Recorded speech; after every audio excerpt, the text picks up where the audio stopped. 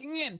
We were allowed in from that bouncer sketch. Hey, it's us. We're back. Hey, Demo, say hey. Hey. Hey, all right. We're back in. Thank you for bearing with us. Thank you for bearing with us with the tech pause that we started the day with. And now we get Casey. You cannot be yawning already. This is the start of a best of 3. You might need to play a long showdown. Buddy, let's get logged in, huh? Let's sort of get ourselves thrown in now. Again, thank you everyone for bearing with us as we start here. A best of 3 opening on bank demo. Protect your bombs from being defused by attackers. Yep. It's a favored map by both teams. We know that both teams are more than happy to play here, and they're also extremely good at this map. I mean, FURIA has one heck of a record on it as well. Was it 9 wins in a row, 10 wins in a row, something like that? I think they're technically 10-1. I think it's 9 wins in a row, but total over the past half a year. Yeah, it's pretty good. Obviously, for this game, don't forget everyone, they're playing for the SI points. This is what it's all about now. Both these teams are at the major. That job is done, but as we know, with both of these two teams, SI winners in the previous 2 years, they're going to want to be there again. Well, let's get into this. We've got a double hard breach ban. Makes sense. Look at what they've removed. It's long distance and ranged hard breach. Things like Canto Wall is going to be a very sturdy position on the top floor hold. Then, in response, mirror windows and the coverage of the smoke. No extensions, pressure on towards both that top floor hold and also down in towards the basement site. Gives you a decent stretch and turns it into a little bit more of a close quarters get in to get the work done, and a Deimos isn't messing around. They're already trying to hunt people, and well, they're down in the basement trying to just sort of reassess where everybody is at this point. All the hard breach, 2 pockets in herds and nade, and then the fuse to try and get themselves over the top. The Glaz could be that power player, but what you're looking at is the denial of time. You've got obviously the Echo drone to cover the last 30 seconds, minute of the round if they're very good, alongside the Goya canisters and the smoke. FURIA are going to have to get their clear done pretty fast, Demo. Well, here they go. See how FURIA want to gear up again for this kind of basement site that we usually see play out pretty slow at the start, and then it will start to ramp up as the util dump will proceed. In terms of bans for FURIA, no Ace or the Habana, so there's still plenty of execution operators available for FURIA that they can take, and you can see, you know, Capitao in there, Glaz as well, which is, again, always something you have to be careful of.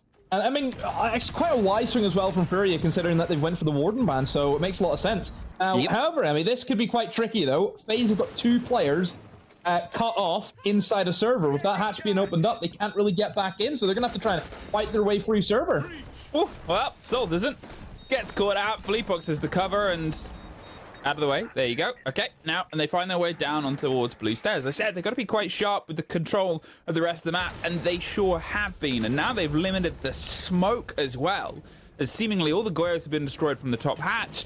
There's a lot of work on a single C4 and maybe 2 Echo drones to try and pick up the rest of this round. The breach comes out, another pop to just remove all that utility. Very, very well played and put together here from the fuse. The long-range cover and the soft sprays through as KDS wanted to go for a little bit of a retake here, led by an Echo drone. It's a nice little 1-2, but they couldn't quite win it out. And KZ and JV92 are more than happy to watch the back end, as it's proven there with Handy going down. This should be par for the course for the rest of his execute here for FURIA. In getting the breach done, no. Baiting out the C4, yes. And playing with that, now they have nothing really to stop this plant. Can get themselves in with the shield on their back, as they probably will with nade, and just get this cemented. There's a send though. JV92 just wins it out. Oh, never mind. I thought he won it. I thought he won as well. well. I thought the Echo won it. Never mind. False alarm. False alarm. I was about to be... Oh. I was about to lose my mind, Demo. I mean, that would have been one heck of a way to start the round, but... I know. Still, they win it, which is the main thing. I mean, look, that's pretty standard, isn't it? I mean, yeah, that was done perfection, but that's standard for FURIA. I don't think people realize that the quality of both of these teams, where things that look really difficult for a lot of teams that we would see around the world, it's just second nature to these guys. It's like breathing, isn't it? The way they play Siege. Oh, entirely. I mean, they are both one step ahead of everybody else ahead of them. And you know, it's like that scene from, it's either the Flash movie, I think it's that one, where he's running in super speed, and then Superman turns his head to look at him. That's these two teams versus everybody else. Justice League. Justice League. Thank you, comic book movie aficionado. Just say nerd and get over with. No, you know your stuff, and I'm a nerd. Buddy, I fight in armor. If I'm not happy with the nerd tagline, what am I happy with? Yeah, you're like elite of the, you're like nerd president. To be honest, there is something so fun about putting on a load of armor and then just smacking each other. No, people might know it as stress HEMA. relief, no? Oh, it's never amazing. People know it as HEMA. I do this step above that where it's not just like you hit and then that's a point. It's you hit and then you keep hitting and then eventually one of the two of you gives up in full sets of armor with swords. Anyway, enough about me and you being a nerd. As you were saying, they live and breathe it. They manipulate the game. So, I mentioned before with the bans that the FURIA have had to deal with, a ban and Ice being banned away. It means that this top floor should be pretty defendable here for FaZe. You don't have to worry about Canto wall being opened up. The janitor wall also, it will remain shut. But FURIA, very smartly done. You pick what's open to you. And the Monty for this top floor, I've talked about this in depth. I got a book on how good this guy is on this top floor. You can just walk up Spiral, clear that entire elevator corridor, into the front office, into sight. Makes it so easy. So I like the way that FURIA think, okay, we're gonna ban them, we'll take what's up. And again, you have the shields available, so why not abuse that? They'll see if they can try and get some of the start of the control here. As you said, you could write a book. I guess it depends if they've read it, because sometimes it'll hit a bit differently if you know you're up against a specific opponent. The Clash, Soul's position. Kanto is going to be a solid lock-in, and so is Cyber. KZ gets the opener here, and now the pressure starts to circle and starts to surmount. KZ, 2 on the window. That is... Okay, I was confused what was kind of happening there, and then it made sense as we cleared it. This is a bit of a brutal round demo. Yep, 2 flawless in a row. Standard. Simple stuff. Yeah, Monty just takes the way up in through Spiral. What is always the big issue with that top floor? It's the windows. Just FaZe obviously in a position where they're getting exposed. So for FaZe, the alarm bell should be ringing. You know, what are we doing? Really, there wasn't a lot happening, I think, for FURIA. They were just kind of running, you know, just a standard playbook, trying to get the Monty up. There should have been a little mini-game in the midst of that as well. I mean, don't forget, there's a Clash holding on to Spiral, correct thing that FaZe have done. But we didn't even see that Clash get into the fight. FURIA didn't even need to remove the Clash, because everyone else had died around them. You know, so for FaZe, it's obviously a case of they're probably over-peeking onto windows, they're probably a little bit desperate trying to get some kills back, and they're just snowballing into FURIA with their deaths. And FURIA... We know what they're like. I've said this so many times. This team is one of the best teams in the world, one of the best teams this game has ever seen. They will punish for the slightest mistake. You will lose a round because of that. We've always said it. Against these top teams, Emmy, you have to play perfectly. Can't get more perfect than 2 flawlesses in a row to open a game. And... I mean, as you sort of said, FaZe needs to do something to stop it. They've kept themselves rotating, keep the game alive, gone on to open and stuff. But seeing if they can try and slow down the roll. Also, I'll just quickly point out before it changes, FURIA have a really nice 0, 1, 2, 3, 4 kill spread. I like patterns, you know? And we'll see if they can keep that. KZ. 4 over 2 rounds, and now on towards the Nook to see if they can try and cause a backstabby problem. Pull themselves away, but seemingly the idea of the soft being the opener means that any route that they take is going to be one that's a little bit noisy, if not covered by anybody else, but they say, screw the cover, I'm going to go in anyway. KDS, in the meantime, on the roll of the Scopos, could get themselves a swap round. They're trying to bait out the chance at the fight of the Monty here. As soon as they hit those Banshees, the cries start to come out. They need some pressure to be on the back. They can't just force this from a single angle with a single shield, so instead they cut the cross. They go into the bottom of the staircase and trying to force them out. Cyber's holding onto the position, gets caught by the Nook. There's the sneak round, there's one, there's the pre-fire, but the player's behind him. Oh, he misread the bullets, and there's handily picking up a couple. They have at least one trapped player here that's pre-firing for one. There's the Monty trying to get the cover on the other side. He's dropped the shield a second too late and re-shielded. Philippox, almost led them into the waiting gun and nade. But 2 versus 2. This is the best possibility that they've had. However, think about sort of what's been taken out and what's been lost at this point. There's a C4 that could be massively defining here, and they only have a single smoke to otherwise drive it. So they have to see if they can try and bait out maybe one more kill, maybe one more position before they can try and go for the execute itself, Demo.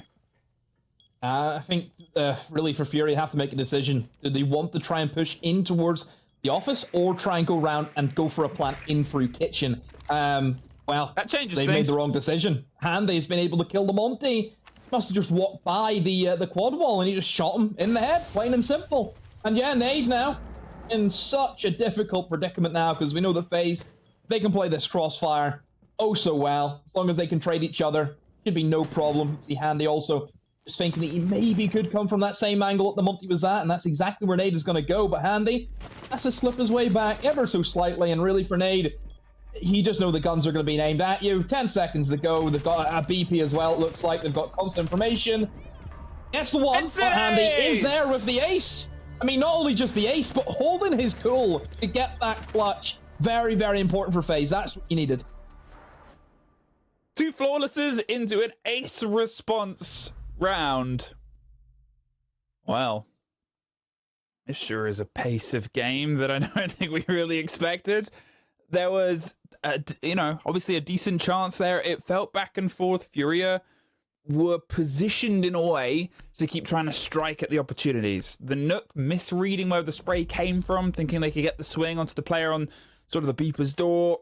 Yeah, that led them into a bit of a trap, and maybe that was the change around, but fair enough. FaZe getting themselves the time out there because, well, an ace is a great stopper for pace, but it's not a round you can bank on. Yeah. I mean, it certainly is one of those rounds that you look at and think, yes, we won the round, but really the whole fundamental of our defense kind of got picked apart because of that Nook coming in for the crouch walk. Yeah. And it's strange as well. They obviously started the Scopos down in towards the basement because the whole reason why you play something in the basement is to stop that Nook doing what that Nook does. Coming in through the main stairs, you then have that line of sight onto players who could be playing aggro inside of elevator, into tellers and archives. Obviously, you have the cutoff if they try and retreat back into the bomb site. And you play the Scopos down there to stop that deterrent. But the thing is, the Scopos obviously left, which is, good to play the Scopos. We've seen plenty of times a defender can get trapped down there and can't really escape that basement because the staircases are going to be cut off by said person inside a garage. But it felt as though that Scopos TP'd. And did they not tell anyone that, hey, I've left basement, there could be a crouch walker coming up the main stairs? That's what kind of surprised me with all that.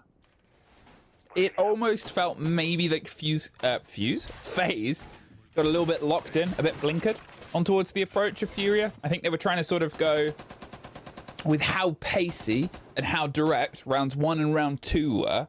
Because if you think about it, round 1 was obviously they sort of got the map clear fine, but then they watched the hatches and fully sent servers. They did do a bit of a drop towards the final throws, but it wasn't like an early flank. It wasn't an early sort of surprise strike. Everything was very forward on the cards. Same with round 2. Up spiral, windows pressure, bish bash bosh, we've killed everybody. This was the first time it felt that they tried to have a loose back piece towards it. It's obviously the first time they ran with a Nook. And, maybe they just trusted that FURIA were going to do the same sort of approach and not have this extra element.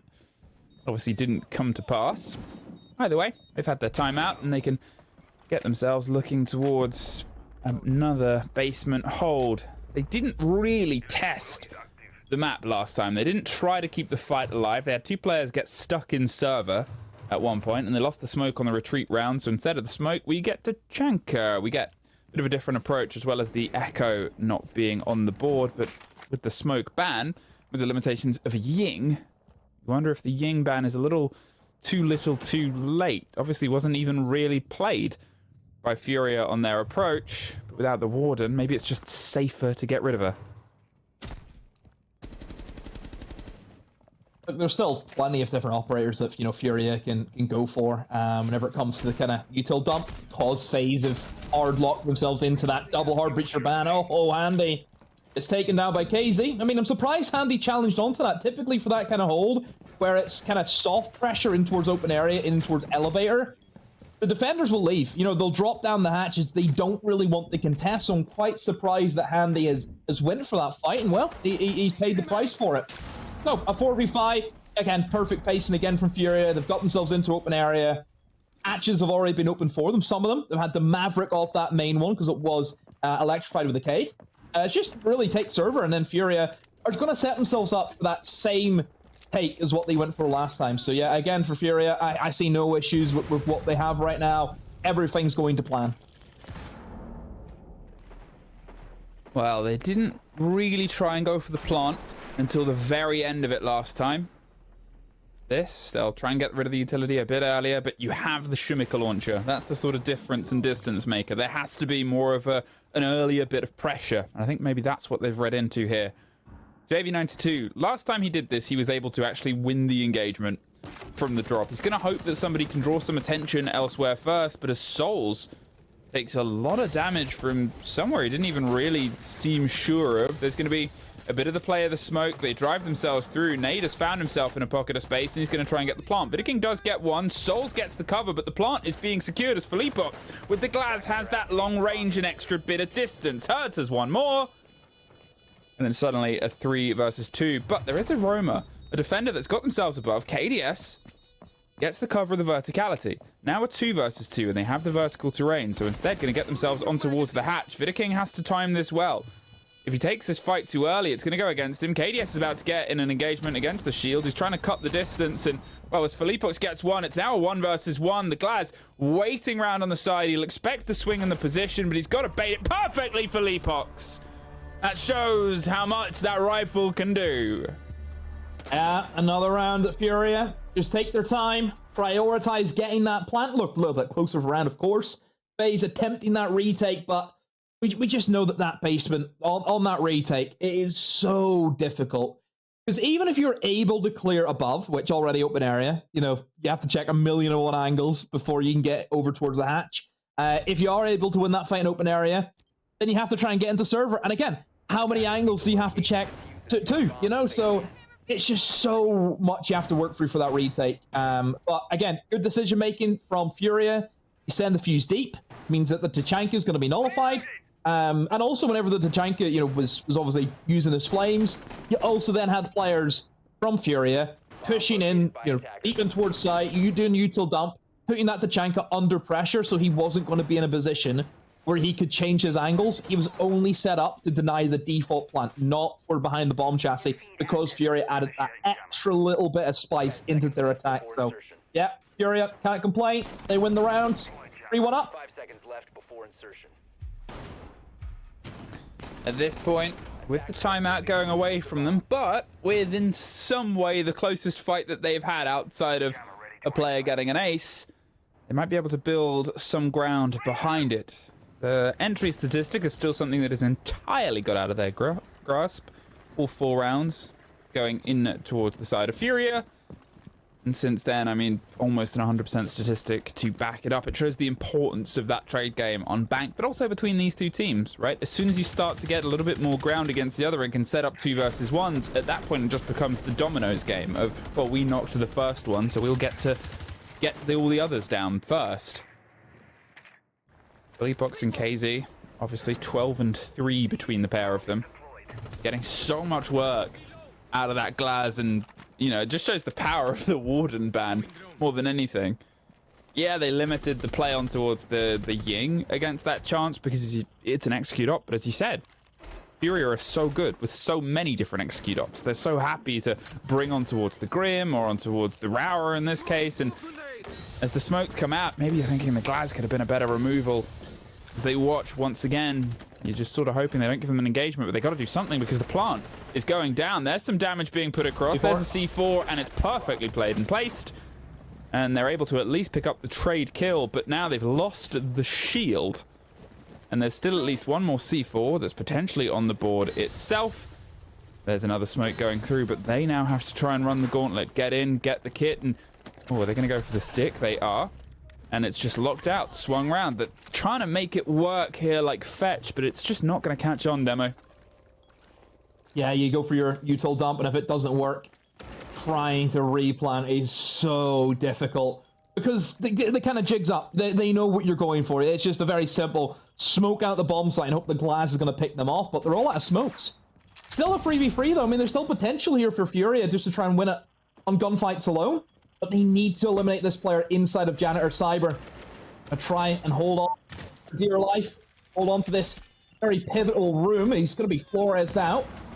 That BP is now going to be removed, so he's going to be blind from his teammates, and Cyber, the EMP in hand, doesn't know if he wants to go for the swing or not. And there we go, the down JV exposed himself.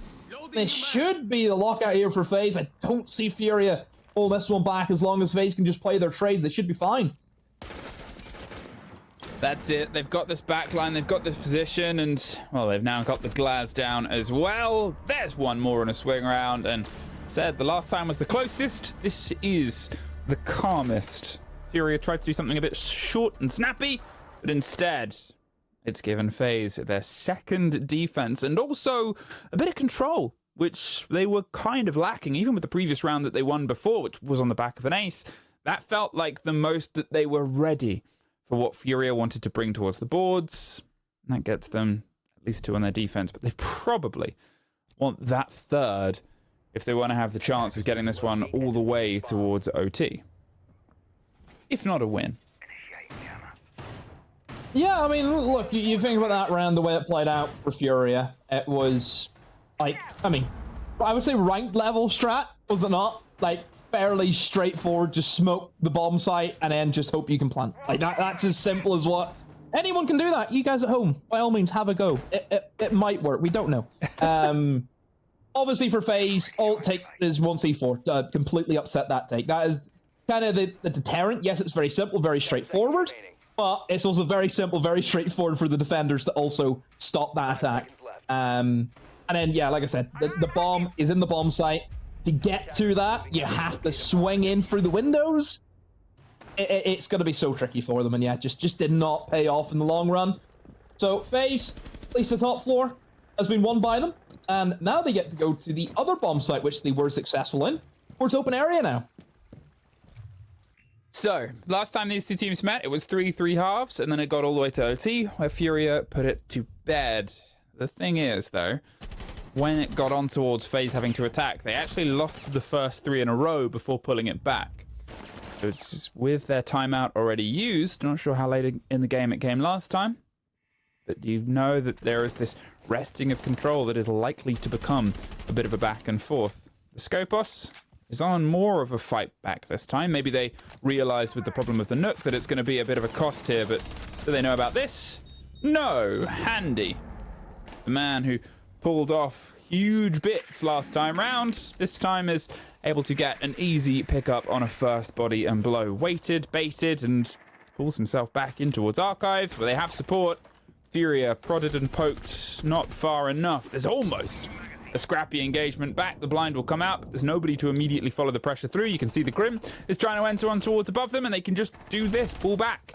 The pressure isn't quite coming wide enough here. Philippox does find one. There's a trade out, and there's KDS being able to pick up revenge, but Philippox doesn't care. Drives on through with that sniper rifle, and just an unbelievable half for a Glass. As they get themselves more and more pressure, a minute 20, 3 versus 2. And at this point, they're going to see if they can try and cement the plant itself. They're looking for, oh, now a fight. They pull off. KZ gets the lock in. It's KDS locked out next. And with another one, Philippox Maybe the best half a Glaz main and a Glaz has ever had, because they played Glaz every single round apart from one Monty round. Oh, yeah, no warning. Just abuse it. You've gotten rid of the one counter to that operator, but you still have to hit the shots. I think that's the main thing. He's hitting the shots. He's doing well in the Glaz. He's on a heater, you know? And one thing I've learned, you never walk away if you're on a heater. And certainly, if you play in the Glaz well, keep it going. Can't do it now though. He's on the defense, and we don't have a Glaz on defense.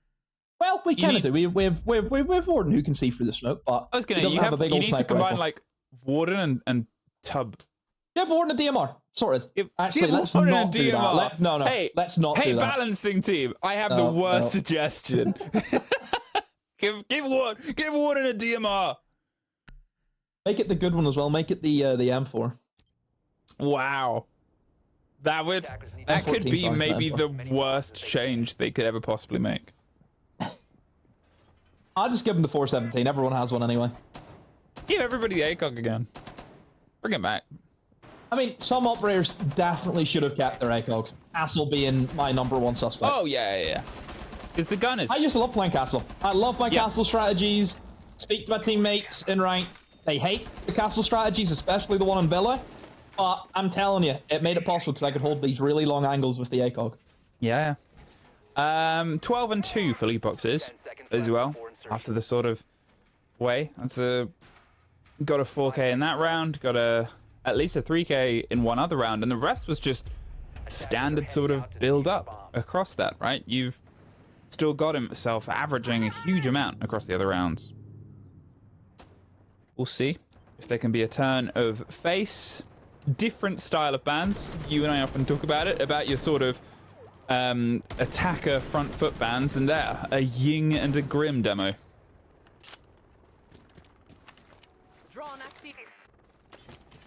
Yeah, again, it's kind of pick your poison. Do you want to weaken that basement, or would you rather weaken the top floor? Now, obviously, in the case of FaZe, you could see how easy it was for FURIA to win that bottom floor because they had these kind of operators still available. I mean, they brought the Grim, obviously, in, I think, their last attack on the basement. And again, it worked wonders. It pressured a lot of those players as they were trying to stop that plant going down.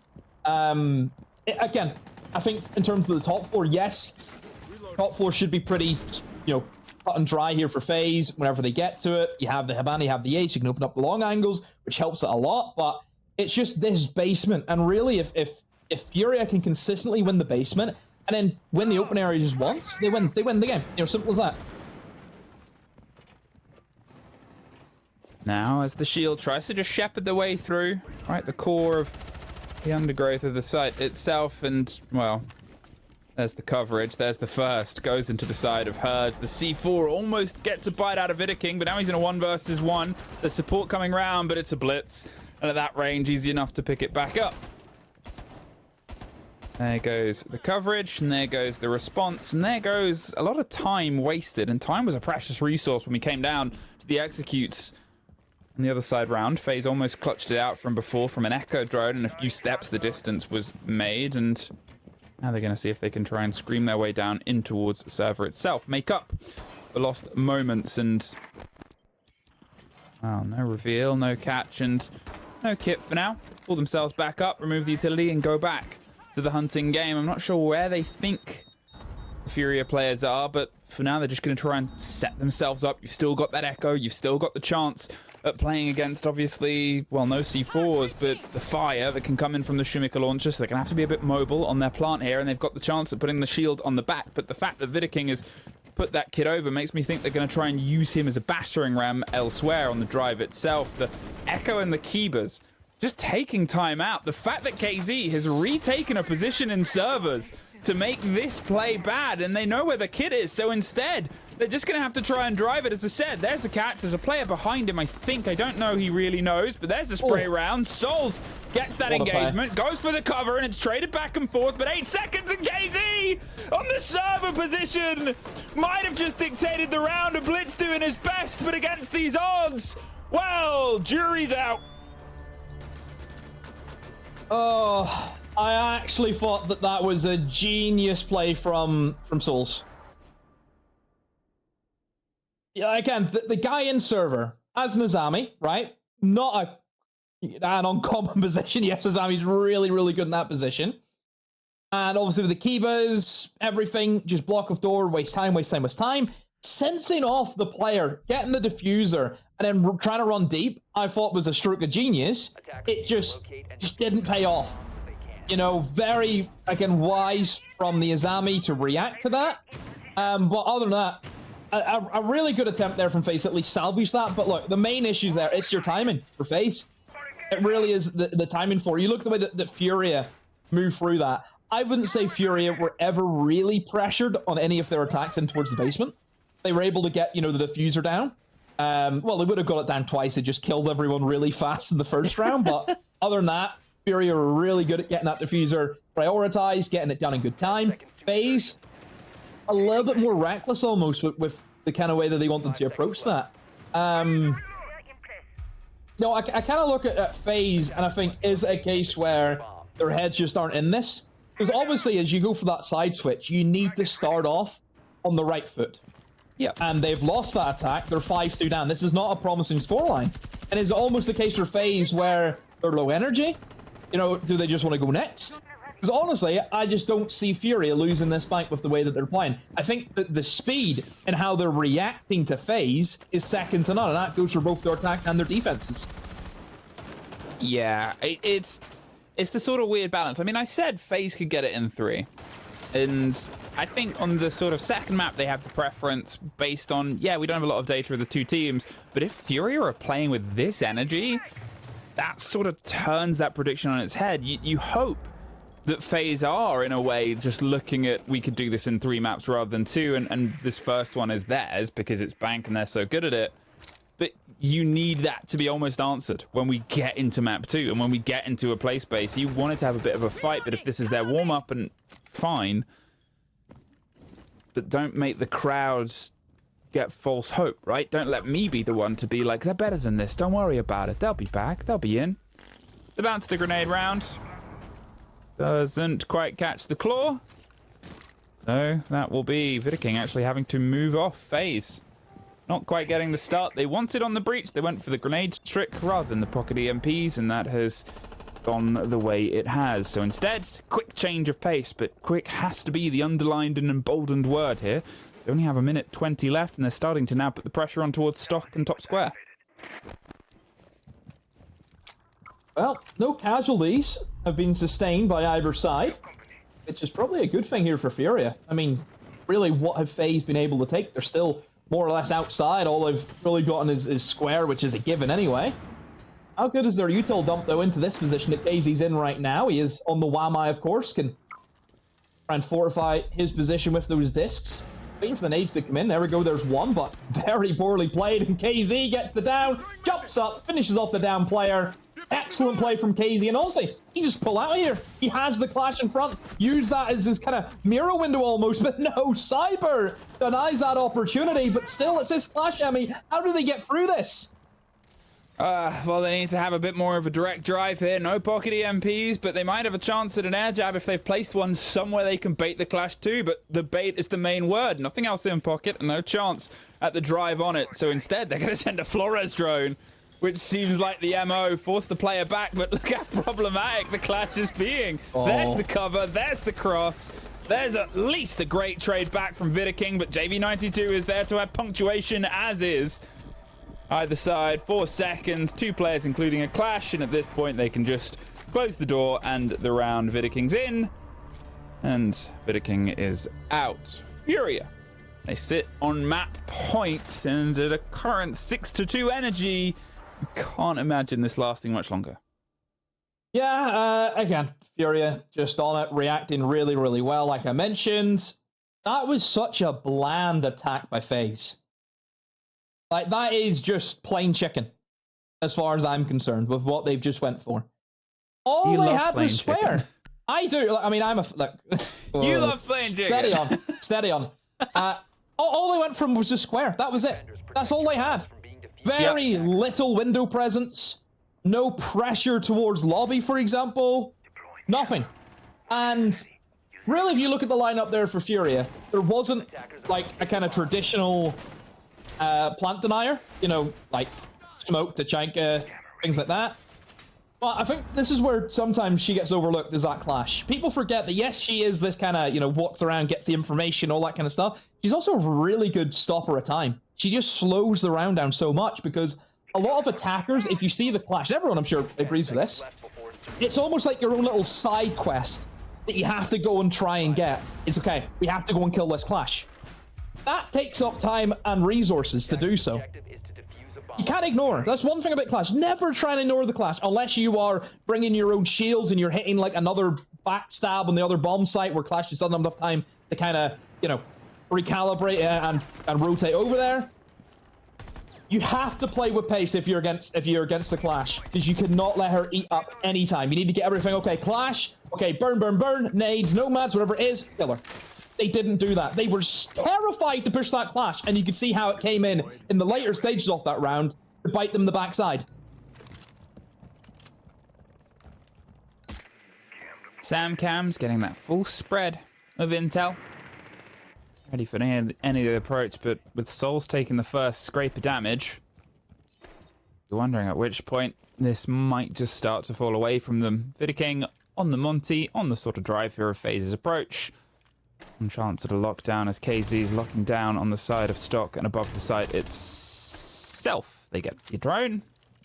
With the Denari network, they have some denial on the immediate hop in and the drive behind. Just make things problematic. Slow FaZe down even more and give them more problems, which maybe that leads towards these bland approaches if they just don't have the answers to the questions being fully posed here on a bank where they are very uncomfortable. The C4 rolls its way out, as does KZS. JV92 gets one. Souls does get one back. They're almost getting the second nade. Wins it out whilst the Monty's on the back, but JV92 for 3. I mean, production start loading up those changes of the cards and prepare for map 2.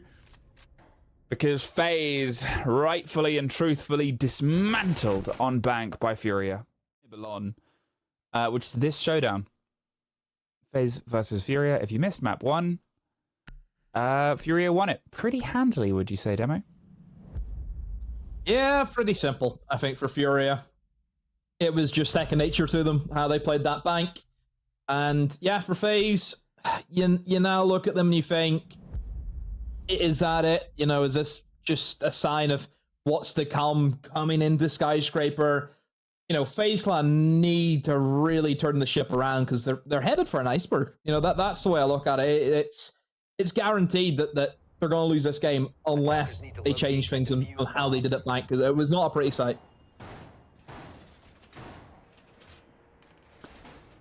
I like how the little bits that we now have after the first desk and before the map starts have almost turned into like fever dreams. Did they really happen? No one knows. We're in the game now. Don't think about it. Don't scan the VODs. You'll never find your way back. Deploying welcome mat. What do you want to talk about these bands here, Demo? Yeah, well, we have Skyscraper. Before insertion. Notoriously a very defender-sided map. So for FaZe, on the attack, not going to be too healthy for them. FURIA, look at their attacker bands. You've removed, obviously, a hard breacher, which, you know, Ace, I think, as the kind of one hard breacher that you typically see. Because, yes, there's not as many walls you have to worry about compared to maps like your banks, your labs, your clubhouses, for example. But there is still an element of hard breacher, and you can probably just take one, and that will suffice. So you remove the Ace, probably the easier of the hard breachers to bring. Just good gun. You can open up 3 walls as compared to just the 2 that Thermite can go for. You can do it at range as well, always handy. And you've also removed the Grim, which, as we know, fantastic for a util dump, which is really the key for the attackers. Your util game needs to be on point. On this map, there are so many difficult positions to clear defenders out of, where they're going to be locked in behind a lot of cover, a lot of util, some really strong crossfires. You need to find a way to clear those players out in a safe manner. And by doing that with your util is usually the way forward. That's why you see FaZe, they have the Capital on board, because they know that's a great operator for this map. You can clear out different strong positions without actually have to take in a gunfight. So at this point, Felipox holding on to the position. Now he was the man of the previous moment, 13-3, but as JV92 gets the first bit of cover, he's actually able to escape for what was sort of building into an unsurmountable and unshakable kill. Here now, tucked on a different corner and under no other stress. There's at least a play of track stingers, but it's not going to do much other than just mildly irritate him and take a couple of bullets out of his clip. Now, they have to pull off, and Nade does find another. So at this point, FaZe, bit of a false landing here. The rough bit of the rumble is that they're opening on their attack. From the map that we are at, where they sort of closed out on a rougher half, to leading in here immediately on a bit of a back foot. Souls have slipped through. There's the pick back up. There's another trade out, and suddenly two, okay. Great explosion has got them. A couple of kills each, but Nade has the long watch onto Cyber. That kill is maybe what has defined the round now at this point. Nade still standing, but barely, with a single smoke and 40 seconds, Demo. Don't know why he's swinging for no reason. His teammate isn't with him. I thought FaZe has done really well to get themselves back in. They've traded kills back and forth to obviously make it an even man count.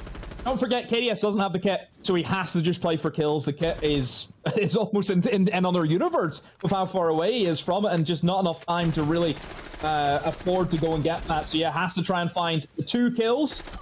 He knows that one is going to be pinched, but KZ thinks, I'll swing him before he swings me.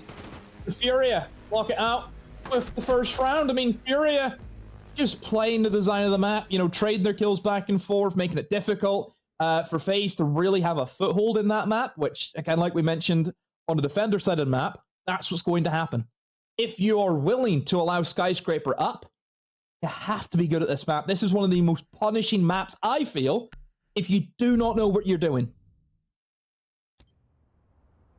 So, including the 3 from the end of the previous map, that now puts FURIA up to 4 defenses in a row. And yeah, it's over 2 different maps, 2 different bits of momentum. But remember how downtrodden FaZe felt in the previous map. And coming into this with sort of fresh ideas, fresh energy, and what started to be a bit of a blow before becoming a blowback, getting themselves that well-connected sort of, you know, 3 kills, pulling themselves back together, to this, to where we go next. I mean, if this round goes away from them, it might just be too much wind out of their sails at that point to have to try and dig themselves back in. There's always the potential, but we'll see if they can try and get that's just a little bit more synergy on the final landing. The good split is the fact that they were at least in some part immediately in. Remember how the previous map opened? It was 2 flawless rounds for FURIA. It's a monumental improvement from opening round energy. And as they get themselves to approach the, I was going to say the other side, but the underside first. Catch the cams, a bit of a spray back from KZ, and he's going to cause some problems here on Black Stairs. Sort of say, chase me, chase me. We'll see if they decide to. Oh, no, this doesn't look like they will. Is Handy just going to send it in?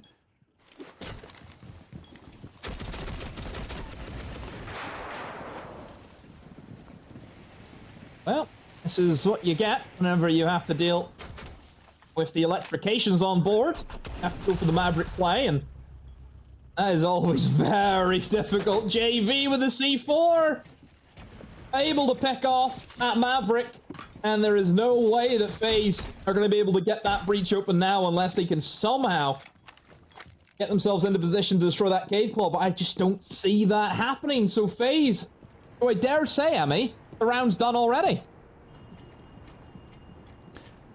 You kind of hope not, but it's been a tough day at the office for Cyber so far in general. He was the lowest rated player on the previous map, and before he was the highest rated between these 2 teams in the last showdown, which didn't even go into FaZe's favor. It sort of shows the importance of him getting involved. They do get 1 kill back, get KZ, get themselves into the 4 versus 4, but as I said quite a while ago, this was him trying to draw attention over towards this site, this sort of pull of saying, look, come get me, I'm here, go for the full clear, and now they have to, in a way. Crossing the divide, ready to swing on towards Shrine. There's 1 player tucked in a corner, and they're going to go for the pinch itself. They've actually got themselves quite deep as Vidaking crouches their way around, drives right on towards the box player, and yeah, there's the finish. There's JV92 getting 1 on the split, though. They get Felipox down. In the meantime, they've been able to pick up other kills elsewhere, and all on a default cam. It's been read and put to bed. 2 versus 2, though. get some stability. They have the site. They're going to go for the plant itself. Where are Herds and Nade, and how are they trying to get themselves back in? They're not far away. There's a spray through. Nade almost goes down. The C4 doesn't catch. Herds almost goes down as well. Great work here from Vidiking and Souls to be able to just find a pocket to plant. There's the third for the round for Vidiking. Herds, no HP. And now, not quite blind, but they wanted it just to get the crossfire. Don't even need it. Souls finalizes the round. Wow. I think that's a very poorly played round by FURIA. Really. You've removed the hard breacher. You can't get through those walls. The only way that FaZe can get into that bomb site is through the 2 doorways, and that is it. The mistake that FURIA made was they overextended themselves massively when they did not need to. What they should have done, Emmy, was they then should have played that layered defense that we like to talk about. Where yes, you will hold in towards Dragon, in towards Strom, then you slowly pull yourself out of there. Then you get back into sight and you fortify that. I didn't see any of that. FURIA were just firing bodies at FaZe and gave them the opportunity to get themselves back into that round. At this point, maybe not all is lost. Even with the early loss, as you said, of the Maverick and the risk that the round was pulled away from them, that they had to suddenly be so different in their approach, right? They'd set themselves up towards that top house and VIP take. They'd gone for the pressure they could apply there, and it just did not work. Didn't quite have the netted success. So instead, on towards the other side, got the first pick on towards the Azami, and then from then, had a bit of a pinch and a fight over Drum Cyber. Well, I said we wanted to sort of see a bit more from him, and there's the perfect way to open the round. Good start. Down goes Herds. And I mean, it's something that I've seen a few times as well, where on Skyscraper, some defenders will try and just make it some more difficult with attempting the spawn peek. But against spawn peeks, it's a risk, isn't it? It's either you get the kill or you die. And if you get the kill, yeah, brilliant. Great job, good stuff. If you die, though, you do look, quite the fool. And I think that's kind of the situation here for Herds. So, FURIA already a man down. I mean, it's not that an operator that you're worried about based on util, because Goyo would already place down his canister, so not really an issue. For FaZe, you can see that it's a double shield approach coming in for that room clear, so they're interested in trying to take in towards VIP, in towards Dragon, and just try and steady the approach.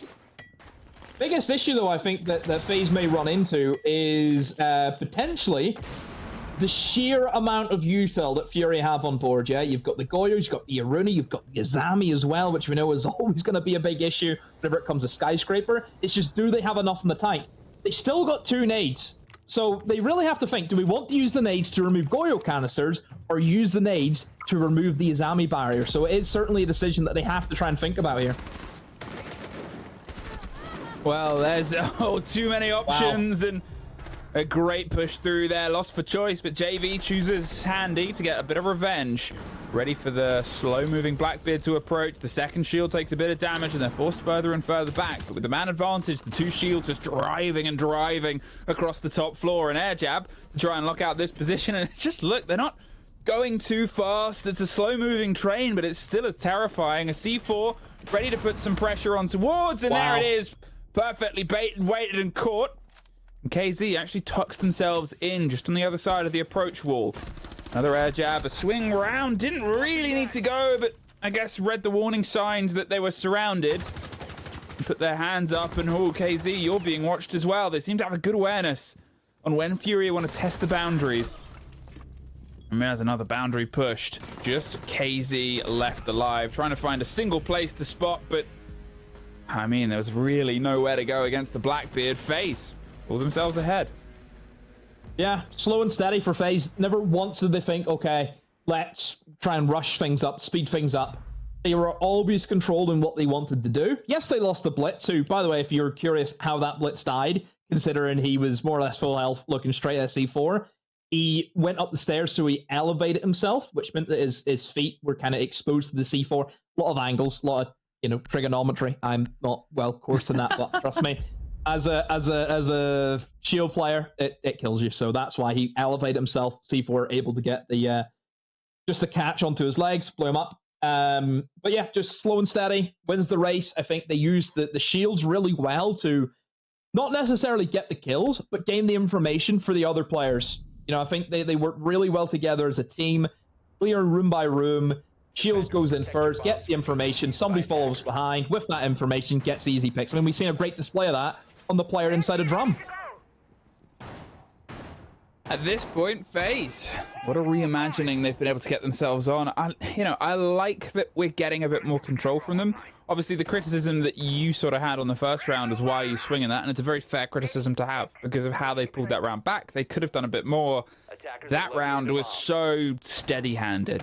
They didn't throw themselves in immediately. They got that opening kill, and they were like, we can build behind this. We can sort of slow build, slow boil, push what we need to, and then go from there. The fact that it's pulled out a single shield ban, I think, sort of shows the fear from a regard there. You look at the sort of 3 bans that FURIA have put together, and it's almost 3 entirely different elements, right? They're not trying to remove a single aspect of a game, and I think that's because the Blitz ban has come as a bit of a switch round, but then also combined with an Ela ban, that's a team going, oh yeah, we could use shields against these guys. We could put pressure on towards these swing lock-ins, and we might get a bit more of a showing. Not on this round, as the spray through does get the down onto Herds. KZ's watching and waiting in case somebody tries to finish the kill. They're going to ensure they can get a trade out, but as soon as the man is clear, get him up and get out of there.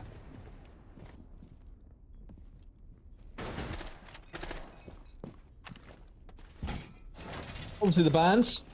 For FURIA with that blitz gone. This means that FaZe can have that same fast approach as what and the blitz can bring to it. FaZe, it's figuring out how they want to go about this, and just based on their operator lineup, I mean, it kind of feels as though it could be a quick kind of take in through Black, in through Karaoke as well. I mean, you've got the sense here to try and cover off as the plant goes in towards Karaoke, so I think that is going to be the option, but it's all about how well you can take control of Black, though, if you go for this, and I think that's going to be the tricky thing. Cyber certainly find it very tricky to work his way in through that bottom floor. He is being held by vert angles. These souls also be held off by that smoke. That's who they're trying to hunt. That's who they want to try and kill, and here comes the Candelas to try and pump in, try and blind them out, and oh, there we go, souls. Straight through the smoke, picks up his kill. AV, on the wiser. Yeah, you could see they went for a second to try and get some support on towards it, but there was nothing Nate could really do. KZ does get souls, though, and at that point, it's sort of been a good pick back, but it's a lot of the utility traded. There's a bit of a fight that might come to pass on the hop-out window here. Think about where the kid is, and now think about what they have and where they're trying to get themselves back to. They're worried that FURIA is going to try and loop and rotate behind them. They've got to rebuild a little bit more structure now because they threw themselves in, and that's a man on an island hoping that somebody comes in to offer some support. And, well, as some support has come, they've been able to loop themselves a way out, and the Deimos can start trying to track from underneath, put some pressure on the verticality, which is obviously so terrifying to have any sort of corner and a spot on. Felipox is going to probably be Deimos' prime target. They can't quite get that read on them, and with 30 seconds left, they almost need to have another do-or-die debonair moment to drive themselves through. In the 4 versus 4, it's tough. But you also still have a C4 on the board. They can play one more game of long-range keep away, but as JV92 gets the lockdown on one, KZ gets the other, and here with Felipox just swinging the window. Unfortunately, too little, too late. Drops on towards 1, 10 seconds to find 3 more in a crossfire, which they cannot. Yeah, I think there was a period where FaZe, they kind of stalled out almost. And I think if you stall out against FURIA, you're not getting back on the road again. You know, the attempt was obviously targeting that Karaoke, using the sense on the Karaoke window. It blocks that line of sight that players would have from Geisha. You have the Ying forcing their way in through top Black. But as soon as they lost that Ying, they didn't really know what they wanted to do. They looked a little bit stunned. Now, I think what they probably missed out on was, you know, the idea was to try and still force your way in through Karaoke, which they're able to do. But there is a player just sat in T, hold an angle onto the player as he runs into Karaoke. Was there no sense wall that they could have sent through the long corridor to block that angle off? I mean, that's a bit of a rookie mistake as far as I'm concerned. You know, you've got the sense who has what, 4? Is it 4 sense walls free? Something like that. You have one for the karaoke, and then you use the other one for the long angle. Why did that not come in? 5 seconds remaining. I guess at this point we'll see if they can try and maybe get a bit more of a semblance of a push. It was that site as well where you were sort of talking about how their ability to collapse together wasn't quite there, how their ability to be assertive in some manner as a team with their utility wasn't quite there. So maybe it's just a that site thing, why they couldn't quite get their gadgetry at the same. Maybe they struggle to get to grips with the shape of it. Here was a bit more of a weird round, because they were off on the back foot and they had to come up with an entirely new reimagined plan. And, well, with Cyber back on the Maverick, they're almost falling back to their old ways, but we'll see if they can get a catch on somebody a bit earlier this time. And I'm wondering if the dedication of supporting and adding structure towards the other side of the map is something that FURIA instead invest a little bit more on, because they actually did some decent pressure on the retake, right? They had themselves flanking around the approaching attackers, offered some support, and just missed the engagements on the fight. A couple of lines being burnt and a big wall, and Cyber survives, but a life full of bullet holes isn't going to be the happiest to lead from this point onwards. Oh, as KDS gets gifted the head of JV92, tried to dabble out. I mean, I say gifted, look at the health of KDS. He almost pulled away from that as the shield is beaten on. You know, Felipox knows his time is limited, right? Because the pressure with that engagement being lost elsewhere, he can't just sit and wait for this to follow through. A sort of plucky C4 and a bit of a help from Drum does get some support, as now the shield is the man that's a little bit more isolated. Nade gets himself a second, though, and suddenly the tides have turned. They can put the pressure on towards this Monty. Monty had all this support, and it's just fallen away, and now Handy is alone in Geisha. And what huge work from the support structure there of FURIA. Oh, Andy. I feel his pain. It's the worst thing as a Monty whenever you're giving out clear information. There's a guy right in front of me. Kill him. And then you're seeing your teammates just drop one by one around you, and it's just you. There is nothing worse as a Monty than having to deal with that. And yeah, I mean, like he may try.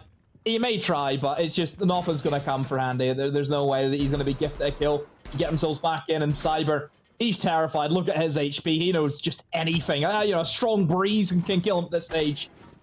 Andy, those the guy beside him, and runs straight into Herds, who's ready. Shoot his legs. Cyber, yeah, down he goes. FURIA.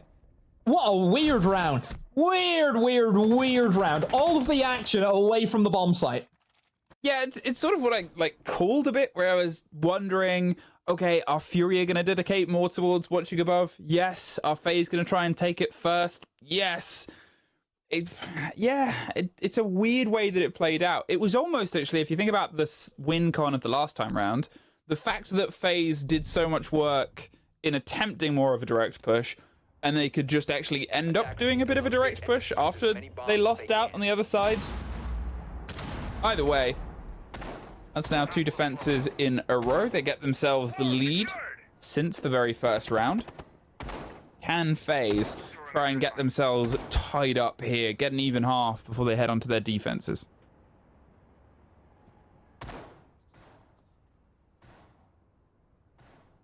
Still think, though, 2 attacks is good, you know, for FaZe. It's not a horrific half where you're sitting staring at the barrel of like a 6-0. You know, 2 attacks is fine from all accords from FaZe. I mean, if they get another one, then yeah, FURIA, pressure is on them. I mean, typically for me, I think 5-1 splits are almost common. As crazy as that may sound, that 5-1 splits are common, but no, it is. You know, it's a really difficult map to attack, and you know, I have said that FURIA, you know, especially that second round on their defense, I think that's what they'll kick themselves about. You know, they killed the Maverick, then I think they just played the round just awful with the decision making. You know, didn't play to the advantage of an early pick that they were able to knock out such a big operator in terms of what he was able to bring, being that Maverick. So yeah, FURIA, see if they can make it a 4-2 half as they go in towards the kitchen. Now, I mean, last time here for FaZe, you know, with the shields, slow and steady won the race for them. That's what they were really concerned about, was just taking their time. They didn't want to overexpose themselves at any moment. They worked together as a team, played off the shields. Now, you look at the lineup here and the way that they're gearing up, I think it's going to be a quick take. They're going to try and get themselves straight into barbecue and try and go for a plant. Yeah, it's the... Ooh, misthrown first grenade. Doesn't quite catch the castle. The second will get rid of it, and it gives the Monty an option. But the Monty's going to sit and wait for now, as I think they're going to try and just read and ensure they're not throwing themselves entirely into a bit of a cook's plan. At this point, I'm not going to say you can see FURIA getting angsty. It's more that they like to find the first engagement, right? They love swinging out into an approach and making things uncomfortable, and they're talented at doing it enough. And you can see that they're trying to fish for that in some positions outside of this one, which would probably be very detrimental. And Nade does find the Monty. Oh no! That was the one person that you really didn't want to lose as your first lead in. That's the kit dropped wherever it was, and that is now plan B immediately pulled up towards the docket. Look how deep the Monty had got. Yeah, There's I mean, the they pick just back wanted to up. try and push in the site. That was as simple as that, I mean, they wanted to move in and try and go for that blind spot planet where you put the shield in your back and nobody can really touch you. If you lose the Monty, the plan's cooked. Like, you just have to try and play for kills, which, I mean, FaZe, for them, it is doable, but hey, it's going to be tough. Obviously also lost Cyber as well, but KZ has been removed on the opposite side. Souls is the next to get into a scrap, and it's a fight around the side of the sushi bar. Gets the head of JV92, and there's a second follow through. Now the limits the verticality. Felipox and Nade can get themselves a bit of a long watch. Are FaZe going to try and push against this directly, find the fights, the blinds come out, and they're going to swing in on towards it. It's an engagement. They've got to win, and they do. They pre-fire on towards the second follow through. A 2 versus 1. Felipox tried to offer cover, but KDS through the wall. Gets the end of them, and FaZe, they get us an even half. Oh, they have pulled that out of nowhere. I mean, oh, the shots that the glass had hit. Top tier. Yeah, I mean, moments like that in these big games. Like, FaZe have not played great in those attacks, but they had individuals there who stepped up and won them rounds that they shouldn't have. And now they're sat in such a favorable position. And even splitting Skyscraper, that is unheard of. FaZe done oh so well to set them up nicely for, you know, it should be a pretty comfy defense half. FURIA, the pressure now is on their shoulders. So, FURIA, a map that they haven't had the best record on, but they haven't really had a massive record on it anyway. And FaZe, who, similar sort of story, but just a little bit more positive in their history. It's usually banned against them. They're happier to come here, and I guess we might get a taste of why. Great bits of momentum to steal things back. Swinging a glass rifle round has seemingly been the best operator today across both these two teams. FURIA. Limited partially on their approach. No Monty, none of that drive anymore. You obviously have it being a very powerful operator for getting control of big swathes of space of this map. And we know Nade does like to play a Monty game. Felipox has been on that operator as well. Sort of pulls that element, as well as playing against the soft, the Deimos. As I said before, it's great limitation in terms of controlling those pocket spots, the sort of corners where you're hanging around between Geisha and the side itself. Those little angles aren't quite as feasible. Let's see how they can get themselves the approach here. FURIA, obviously only a few rounds separating themselves away from, you know, better prize pool, side points, all of the jazz, but also beating sort of perennial rivals FaZe.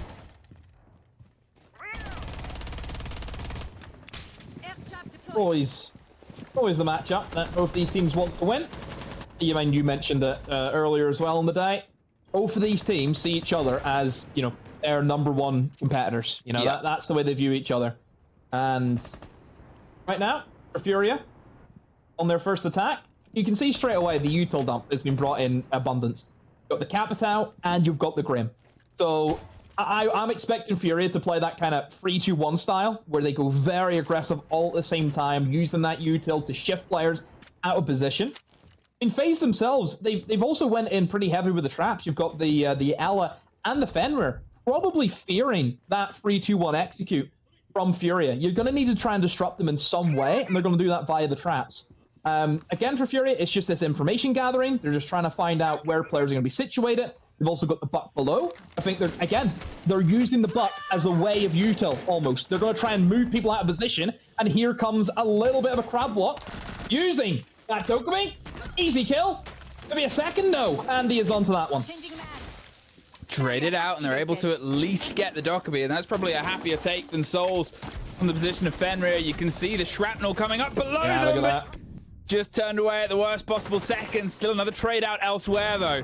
FaZe are making sure that they stay even with this trade out, and there's a drop round swing, but now it's FURIA in the terms of just finding a different engagement, and, well, they have still a sort of grasp on the site itself.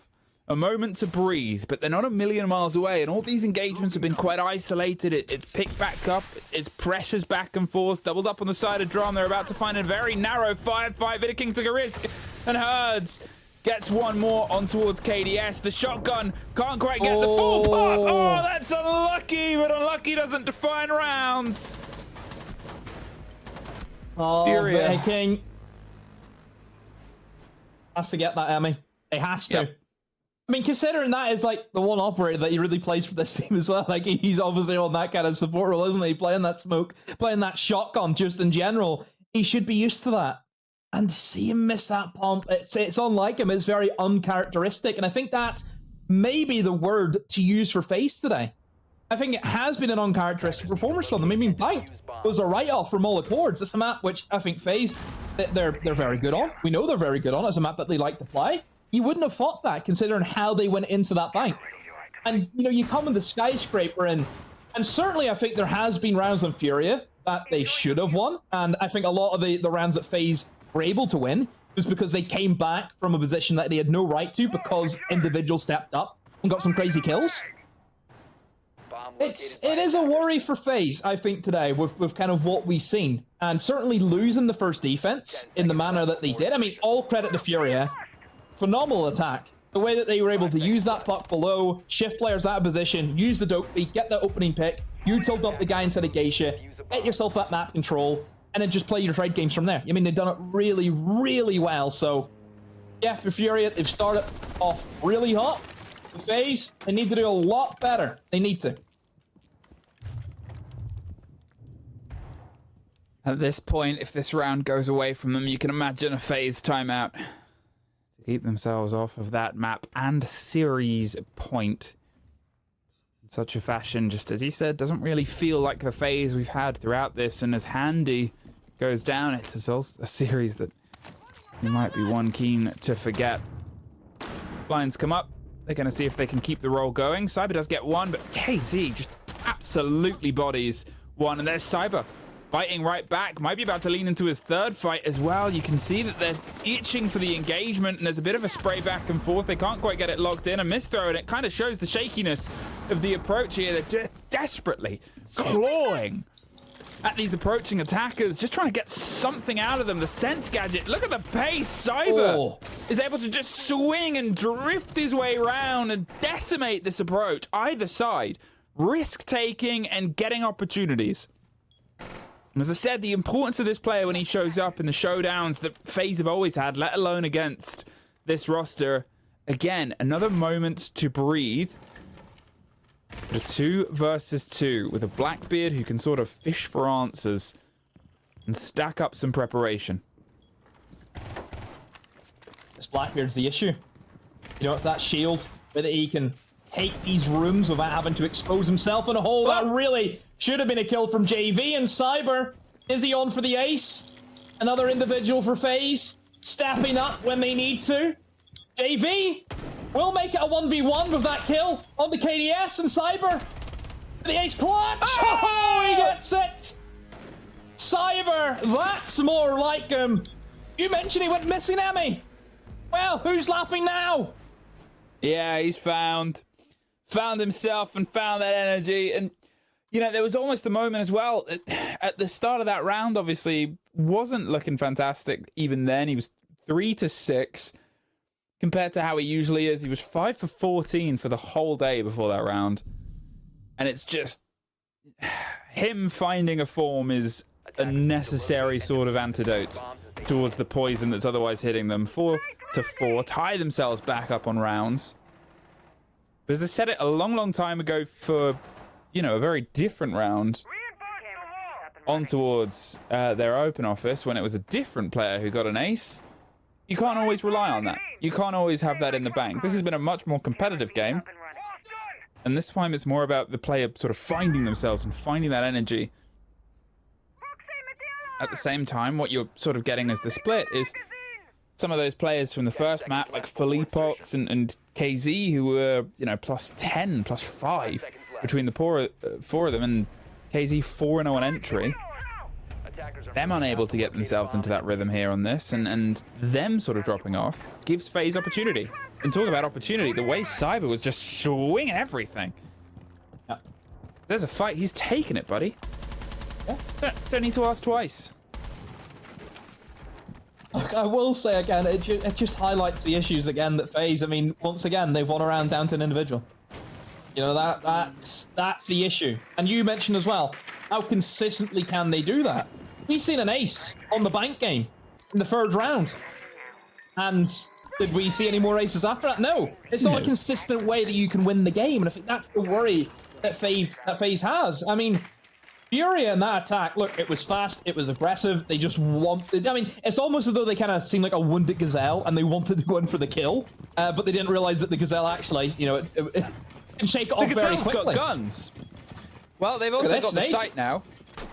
FURIA's in, and the C4 doesn't quite get them off, but, well, FURIA does find KDS. So they've at least been able to get one out of the engagement. Nade just sort of being a bit back and forth. Cyber continues his reign of terror from the previous round. Gets KZ and gets the pressure on. Nade is doing his best to survive, and JV92 does get Cyber. Finally ends him after 6 kills in a row. But now, with a little moment of silence and one body less, can the remaining FaZe players still hold on as JV92 gets one, gets no! Can't quite get the second right move, couldn't quite land it, and now Vidaking is alone. Nade's going for the plant, a shield on his back, so he'll be as safe as houses. But Herds knocks down the Skyscraper defense. FURIA keep themselves ahead, keep themselves trading rounds, and at this rate, they'll still be hurtling towards that sort of eventual win. But what bans do we get through? Yeah, the bans is something that Skyscraper will look at and think, okay, what has kind of hindered both of these sides quite a bit? I mean, do we dare see an Ela ban? I mean, it could be a possibility for FURIA, just to target ban that one player. Oh, no, it's going to be the Defender. I would love to see the Ela, though, just to assert dominance against Cyber. Yeah, again, it's one of those rounds where I think FaZe just have not reacted well to what FURIA were going for. It was Souls, obviously, on the mirror, who was dealing with a lot of that pressure. But nobody was really helping him. I mean, his wall was getting ace. There was a blitz in the bomb site with him. And just nobody really seemed to be bothered from FaZe. I mean, is it a case where FaZe were worried, you know, if we go and help our player in sight, we're then leaving other areas open for the rest of FURIA to take those strong positions? Maybe that's the case. Maybe it's, they kind of said to him, look, mate, you're on your own. We can't help you here. They want to keep themselves, obviously, off of that eventual series point. JV, I mean, they sort of highlighted him before on the desk as well and talked about him. How many times you can talk about him? 11 to 8. Just has this habitual method of being great, right? And that's what always separates good from great. It isn't showing up and having the best game. It isn't showing up and setting a sort of kill record or whatever. It's being able to just consistently be at that level. And he's bloody consistent. he's pretty good at the game. Moral of the story, I think he gets himself, as I have a very quick look at the stats, is the top rated across everybody. And to be fair, in the top 5, 3 of them are FURIA players from this stage. So For the SAL ranking, not overall rankings. Everybody, don't come for me. Don't come for me. I'll cut you. You can send all threats come to my inbox, please. Yeah, I'll please take them. threaten demo. Yeah. If I don't read my inbox. Well, Cyber's off the yellow. Cyber, what are you doing? He was trying to prep the window. I don't know what he was doing with the shotgun, and he just blew it open. I don't know. It's full pick anyway. Same thing, but doesn't look as though anyone actually spawned towards that side. And the Solus, we haven't mentioned this as well. Our first time casting with the Solus update. Oh, he's going to go for it. Obviously, you get the impacts, and you can do stuff like this with the impacts. That was always going to be a 1-for-1. But look at what he's been able to take out, though, that blitz. And that is a strong operator. Get up the board. We know what the shields can bring in a map like Skyscraper, where you are pushing out of single doorways. You can check rooms of ease. Not a bad trade overall, but still a 1-for-1. I think it's like, you know, the fact that he had to hop to get the kill shows a big takeaway, and obviously seeing it from the Solace and seeing what fight he was getting into. It is a risk, and it's a risk that he hoped wasn't as covered. Maybe he could have got the kill and then heads up and at least challenge the second guy. Ooh. Narrow margins, gets one, the C4 gets nothing, but FaZe do get themselves that man advantage after the timeout. I mean, they can walk into Geisha here pretty freely, but they need to try and win this engagement against Handy, but Vinny King swings on the nade to allow that kill to happen. So we will not be seeing the twins go at it. Instead, FURIA look as though they're just going to stall out. 2v4. I mean, maybe now you kind of look at the bigger picture. That blitz pick was really good. I mean, you've kind of slowed the fast approach that FURIA we know that they can bring. So in the long run, yes, Cyber, you go for the run-outs, mate. You get the trades as long as it's the blitz that you're killing. I think that's it, right? If you were to pluck anybody away, just the power of the shield that it's had over the approaches here, the power of taking opportunities, and how it limits what has otherwise been... Think about all the crossfires that FURIA have just had to walk into now, that if they had a blitz and they could offer at least some support one way or the other, well, there's one way and the other. Casey, gone, JV92 alone. It doesn't matter if you're the #1 player. It's tough to win an engagement like that. We are tied up yet again, 5 apiece. Can FaZe break a deadlock that they've otherwise been stuck in, try and get 2 rounds in a row and get themselves back on towards that leading point? Or can FURIA, as I said, keep round trading? They're back over towards Exhibition Office. They have this as another option. It's a very sturdy defense to have. But sometimes FURIA enjoy knocking down sturdy.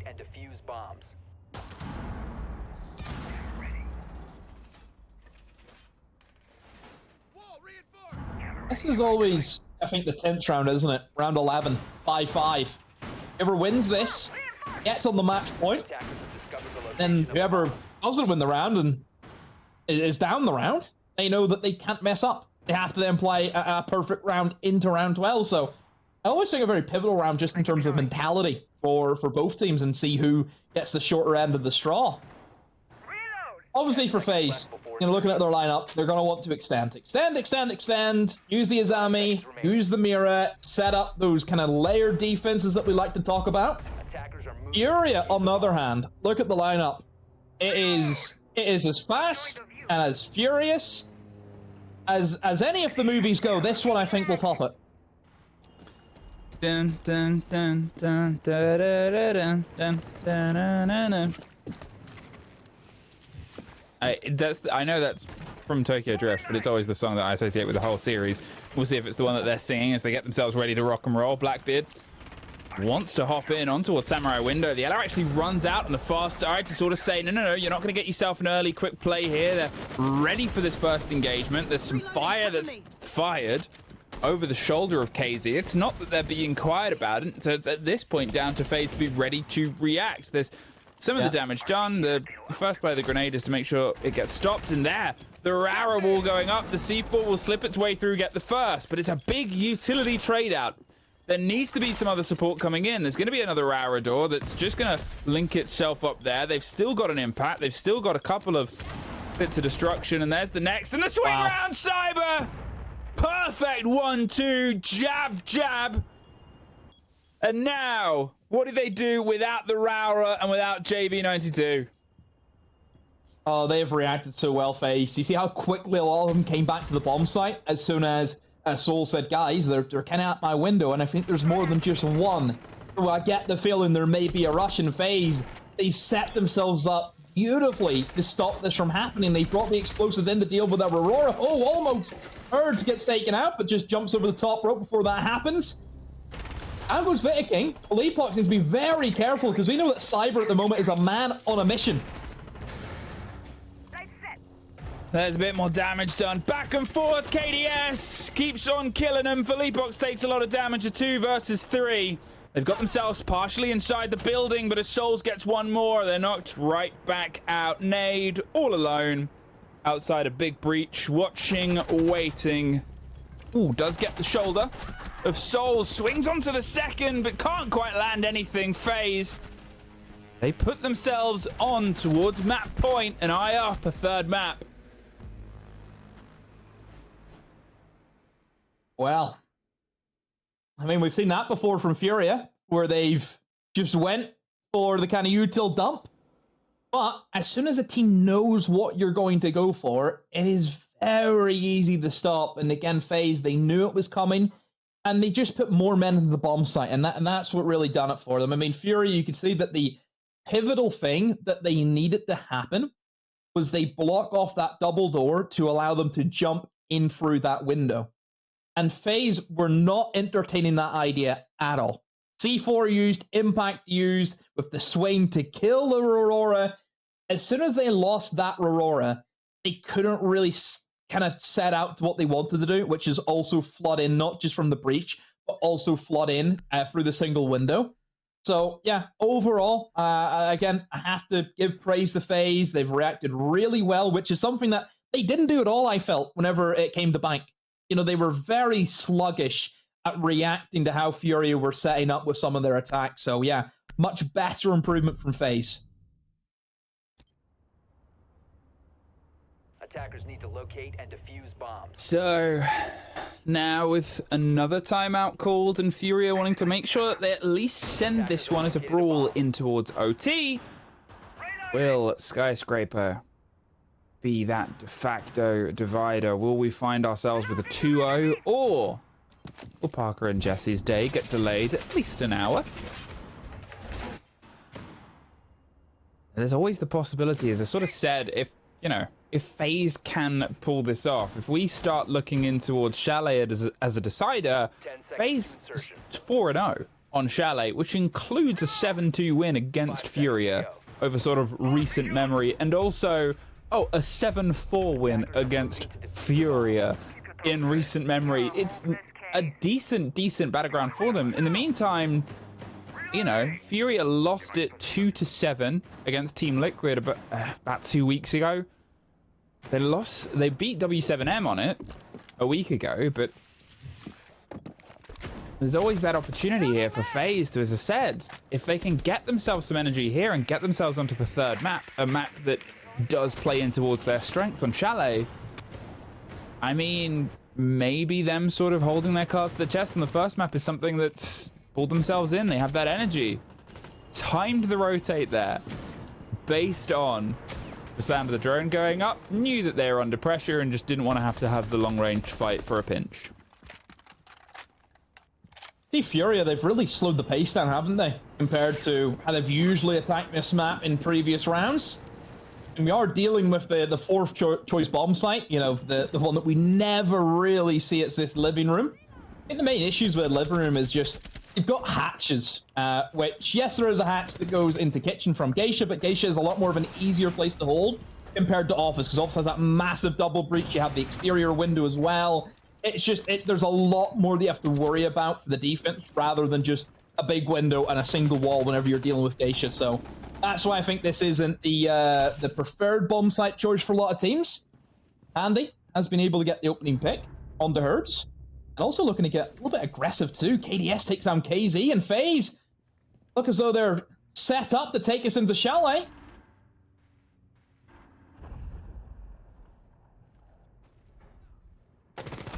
Holding on, waiting for the next swing that comes out. JV92 does win against Handy.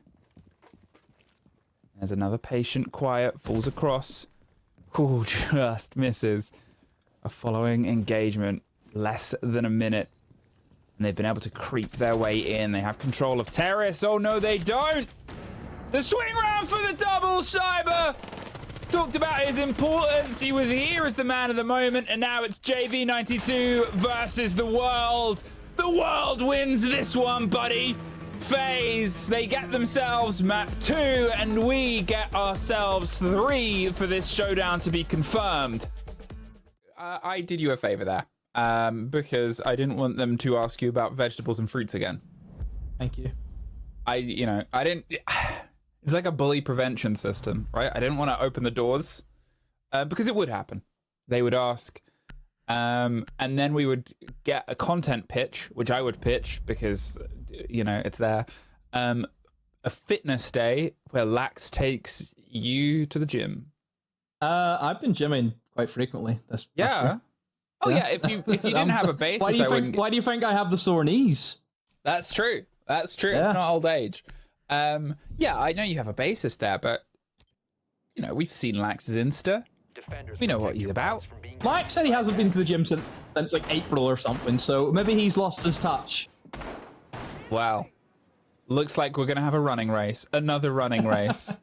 I'm faster. Okay. Just let us know, I am faster than Jesse J. Chick. Let me tell you that now. We had a race one time. Yeah, I am faster than him, and he will tell you a different story. He is lying. No word of a lie, chat and viewers, before we break down the stuff of this game. I'm just going to do the quick throwaway story. You would not believe how many running races have happened behind the scenes at shows and majors between the talent. We have done multiple running races across multiple different continents. We've also done jumping challenges as well. I don't know why those two things keep popping up, but they have done across multiple years. So, yeah, that's just a fun fact. Anyway, fun fact, Monty Ying, Azami, Solace banned here. Is that a particular slight against Cyber? No, I just think the operator's been buffed to a pretty good level. You think about Chalet, and a lot of the time, you are dealing with situations where plants will go down, and there will be opportunities to, maybe try and upset that with the information you can gather. You think about where retakes happen, being able to know where diffusers are being planted on a retake is valuable knowledge. And again, with that addition of the impacts that she got back, it just makes her so much more flexible in terms of the role that she can play, just like she used to way back whenever she really was the terror of the scene. So yeah, I think FURIA just realizing this operator will probably be back in the frame as, right up there as, one of the top picked operators again. Ooh, scrappy fights through the verticality in case he's just going to get himself out of there. He doesn't want to be the early give, especially as he still has all of his air jabs and gadgetry, right? And Cyber is on the hunt underneath, and he's actually maybe going to be able to slip past this first door. Still, the drone does pick it up, and KZ's going to peel himself further and further back, and, he's kept the air jabs really close to his chest. If his game was to get in here and cross the fight, he's going to have to win the first engagement, and it's about to happen down inside Trophy, and Cyber gets it. So now, those air jabs, that watch on the verticality and their control here is non-existent. There's a drive-through. Vidaking takes some damage. There's two! Line them up and knock them down. Herds gets the cross, and Nade has the big window. Out of nothing, FURIA have been able to find a decent result and reward, and as KDS tries to creep his way back in for some control of the site itself, it's a Glass he's about to get in a fight with. Philippe Ox was an absolute demon with this operator last time round, but at this point they could just go for the plant. No, they can't, because they don't have the kit, and now they don't have that watch from the first engagement. At this point, with 40 seconds, Cyber's trying to draw as much attention. They have a backline, and well, they're still just trying to drive their way across. They're going for the fights here, Demo. The kit is far away inside Trophy. They don't want to risk the 2 versus 1 engagement, so instead, they've propped themselves up, and there's a third for Herds. Now it's a 2 versus 1, but still now no kit. 20 seconds. Look how far away it is. They could maybe get it in time, but instead they'd rather go for the fight itself. Cyber, he doesn't know that we know this, or that they don't know that we know this, so instead he pulls his way around and goes for the engagement, but can't quite get the catch on it. FURIA find the end of the round. Yeah, well played there for Furia, realizing they have to go for the kill. You don't have time to jump out at the window and try and get that kit and then go up the stairs, because then you forfeit a lot of actual positioning. I think the way those two players played that 2v1, it was all about positioning. They never allowed Cyber a way back into the bomb site. And I think that was the key thing. Cyber was just, he was locked out. You know, he was in limbo almost. He just didn't really know where he wanted to go. I mean, Herds obviously with that double kill just completely opens up the bomb site for Furia, gives them complete control of Solar. You know, FaZe, little things like that, allowing somebody to get themselves into Solar and find two. That shouldn't be happening. That's obviously one of the key areas of this bomb site, is how well you can hold Solar. Has that staircase, has two double windows. Needs to be a lot sharper from FaZe, and need to tighten things up. So, Furia off to a start. I'm not going to say it's a strong start, because it did just turn on to throwing themselves at the engagement. They got that sort of stacked up double, find themselves third, and then cross off the rest of the round. But from that engagement, from how that was back and forth, at points you did support FaZe. I'm not going to say that they had the best structure. Obviously, if the kit had been still in the pockets of the 3 versus 2, Furia would have got the plant on the other side, and then you probably would have had the round written by the end of it there. A quick approach across, a quick play with the Flores drones, just getting some eyes immediately on towards the site itself. Get rid of the castle connection, cut off anyone that might be trying to rotate their way back round, and that's going to be the A game here. Now focus on towards this vertical position on towards Library to see if they can read a book entitled How to Kill FaZe Players That Are Holding On to a Library. There's already a first engagement potentially going to come out. Almost rotten timing on the grenade throw. He's still somehow slips his way across, and well, they forced him into a slightly different possession, but you can see that Cyber's underneath watching the verticality, so as soon as they enter, they're going to get at least some of the pressure back on towards them. They have some support, and there's almost been a bit of a trade out of utility that hasn't quite netted Furia's approach anything here. Trying to now find the vertical player. Cyber holding on and pressure. There's a swing, and it's almost Herds in a 1 versus 1 with a lot of other pressure around it. Yeah, I like the position, though. You know, Herds, he's in an area that has to be addressed by FaZe. They need to try and deal with him, and it's taken so much attention away from other things that they could be doing. JV being able to pick up a kill on the Cyber. I'm really surprised that somebody has not went on to the 51 window to get this cross onto the player in Fireplace. I'm really shocked at this. They're going to try and ace his wall away, and KDS, oh, goes aggro, had the swing, catches Herds, repositions in towards Library, hoping he can maybe try and hide himself behind the glass cabinet, but no, gets spotted out by FaZe. Will get the down.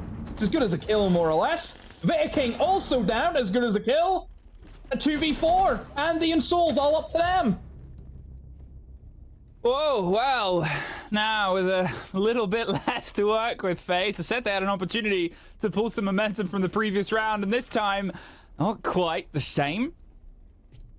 The position has been a steady close down here from the other side. Furia dedicated some utility and got the landing in the meantime, but with 40 seconds, just takes a second to score, just takes a second to cover the cross. The drone would have seen that drop, as well as a Blackbeard watching and listening, so if they can get themselves tucked behind, well, with not much health left, they might not be able to. There's the plant being confirmed. There's Souls looking for the verticality. They do get KZ down as well. There's a close fight that comes out handy, somehow wins, and now it's just Nade alone. I said they were looking for an opportunity, and a man caught in a Pokeball is one of them. They can't keep getting away with this. We have seen this far too often, where FaZe should be dead and buried. Should nowhere near be in a position to win a round. You think of the circumstances there for Furia. A 2 versus 4. A Blackbeard still alive. No pressure in towards the bomb site. You have one guy playing, what, kitchen. That's it. That's the only thing that stopped them. You've got a guy above who you can harass, you can hinder, so he can't play the verts. You walk in, you can go for the plant. But then somehow FaZe just hit these shots. Think about that kill that he got onto the player in the West Main window. Hip fires more or less the guy who swings West Main. It is great for FaZe to keep themselves in it. but now we're seeing a common theme that FURIA they can't close these rounds out that they should be winning. How many nailed-on rounds did we see on Skyscraper that FaZe somehow pulled out? It's carrying over on the Chalet. I mean, perfect positioning as well. That they went for the cover, not the planter too, and sort of put the pressure on the drop shot spray. It's nothing you can bank on, but oh, what are they going to bank on here? Is it going to be a bit of a snappy smash on towards the site? FaLeapOx once again on the operator that absolutely demonized the first map, and a Glaz that knows what they're doing. There's the tuck in, the plant right around the corner. Will there be some cover? KZ gets one, and the C4 doesn't get shot out, but doesn't get the connection anyway, and it's a post plant. They spray through. They're on the other side of the wall. They expected the coverage, but the Glaz here with smokes to just keep the long watch and buy themselves a little bit more time. Now, this is a very, very tough retake. 8 players still on the board. They're going to have to throw themselves out. As you can hear the air jabs popping off. That might be the start of the problem, but it's a reverse repel watch as Handy gets caught, but KDS gets the trade, and KZ gets one more for the road. There's the Glaz popping the cover, but they've been able to slip themselves a little bit close on the verticality. FaLeapOx finds the end of the round, and the pace is building and building. Yeah, just classic rush, jumping in double window, smoking it out, plant with the shield. Yeah, we know that. FaZe not reacting well enough. Well, I say that. I think Fury actually covered their bases really well because they brought in 2 shields. Blitz was designed to jump in and go for a plant. And then they used the Blackbeard upstairs to stop anyone playing off the hatch. You know, they can use that Blackbeard as an aggressive operator who obviously can take ground really, really well, but it provides that information to know if a guy's going to be in the hatch. You know, you feed that information through to everyone else in the team. And I think for a rush, the key thing is info. If you know that there's a gap, that's what makes or breaks the rushes. And using that Blackbeard to give that information to say that there's nobody on the hatch, nobody can really stop us going for this planet. And they go for it, and there's nothing to worry about. So yeah, I like the combination there, the double shields. Speaking of the shields, Blackbeards, yep, as a shot to no one, it's taken off the board. Yeah, I mean, the way that they were sort of getting themselves into those positions, the way that they were sort of just locking down angles as well, and for how much it brought back and sort of bit back in round 2, yes, it didn't quite net the result, but you think about what the struggle was in that early take. To that, with the shield on the back, was Blackbeard the decider? No, but then you get it to perfectly play into how FURIA like to have their second covers, and with the double shield game that they've played once or twice, no more of that, please. Let's stop the double shields. I don't know what the lead-in to that respect line was. Well, somebody isn't being shown respect, and I can only associate with that statement. Ace, I'm going to assume, is the one that doesn't get shown respect. Because they're Ace. They're a social media influencer. I feel you. They are, in fact, I think No Limit is the living incarnation, because they're also a great social media Instagrammer, influencer, cosplayer. But their energy is very much like, hell yeah, and that's what I get from Ace. Shout out No Limit. Love you, Jay. 2-1. FURIA starts to be a little bit out of pressure as they get themselves control underneath, and it's a very deep position for a grenade to get a kill on KD. Yes, not entirely sure. Was that through the stop you here? Huh? Did he just fire a capital bolt from the connector hatch in the basement to land on a player top fireplace? Yes. I've never seen that before. Is that possible? I mean, it has to be if he done it. But that's crazy, by the way, if that's how they killed him. I mean, it worked. And it's the practice of lining things up and knocking things down. Maybe we'll get a taste of that later, but for the meantime, FaZe, they've gotten themselves the 2 kills back, and Nade can only think about the good moment that he had in the afterlife as he watches cams. Alongside as well the loss of the Bravo, so you hope that they've been able to steal what they want, and what they want is a C4 perfectly landed up. There is at least one back for the side of Herds onto Cyber, but now it is just FaLeapOx left, because that gave the game away on their position just a bit. Enters underneath the site itself. with nothing more than a kit, a grenade, and a flash, and the hope of trying to win this round and to keep themselves one step ahead. Talking about head, almost takes the head off of one of the defenders, but they can just peel themselves back. It's Handy that wants to try and swing in. They're watching multiple angles. As the grenade rolls out, it will force a bit of the momentum. Caught by a camera and the spray comes through. 30 seconds though. The time is going to be the ultimate waste here. There's the spray against it. They obviously can't move in towards the smoke for another 10 anyway. And just from that action, it's probably the round decided, but they're throwing everything in. There's another smoke canister that's been thrown, I think. Yeah, there it goes. And, well, we won't even see the end of it. FaZe, tie us back up. Oh, like a bit of a scattergun kind of round there from FURIA, where they tried to hit like so many different ways of getting map control, and just none of it really stuck. Very different compared to the last time they were there, where obviously FURIA, I think they kind of had, you know, their heart set on going in for the kind of solar way, playing in areas such as Big Window as well to cut off rotations.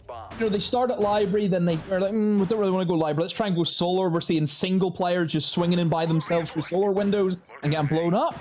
It just felt, just, I don't know, it felt very strange to see FURIA take these risks without really any information. You know, they kind of moved about that map a bit blind and they got punished for it. At this point, tied up, and it feels like this is going to be a brawl potentially all the way to the end. Both teams seem good at wresting control of momentum. We're starting to see those fun little pocket plays. 5 seconds left before So the angle of the Capitao, running the numbers, you think it was up through the hatch? It could have been up through the floor as well. Well, he was down in towards the basement, so Down in I towards the assume... basement. Yeah, he was in the connector. I didn't put 2 and 2 until you pointed it, because I even made a comment. He's Well, off on I've his never own. seen it before.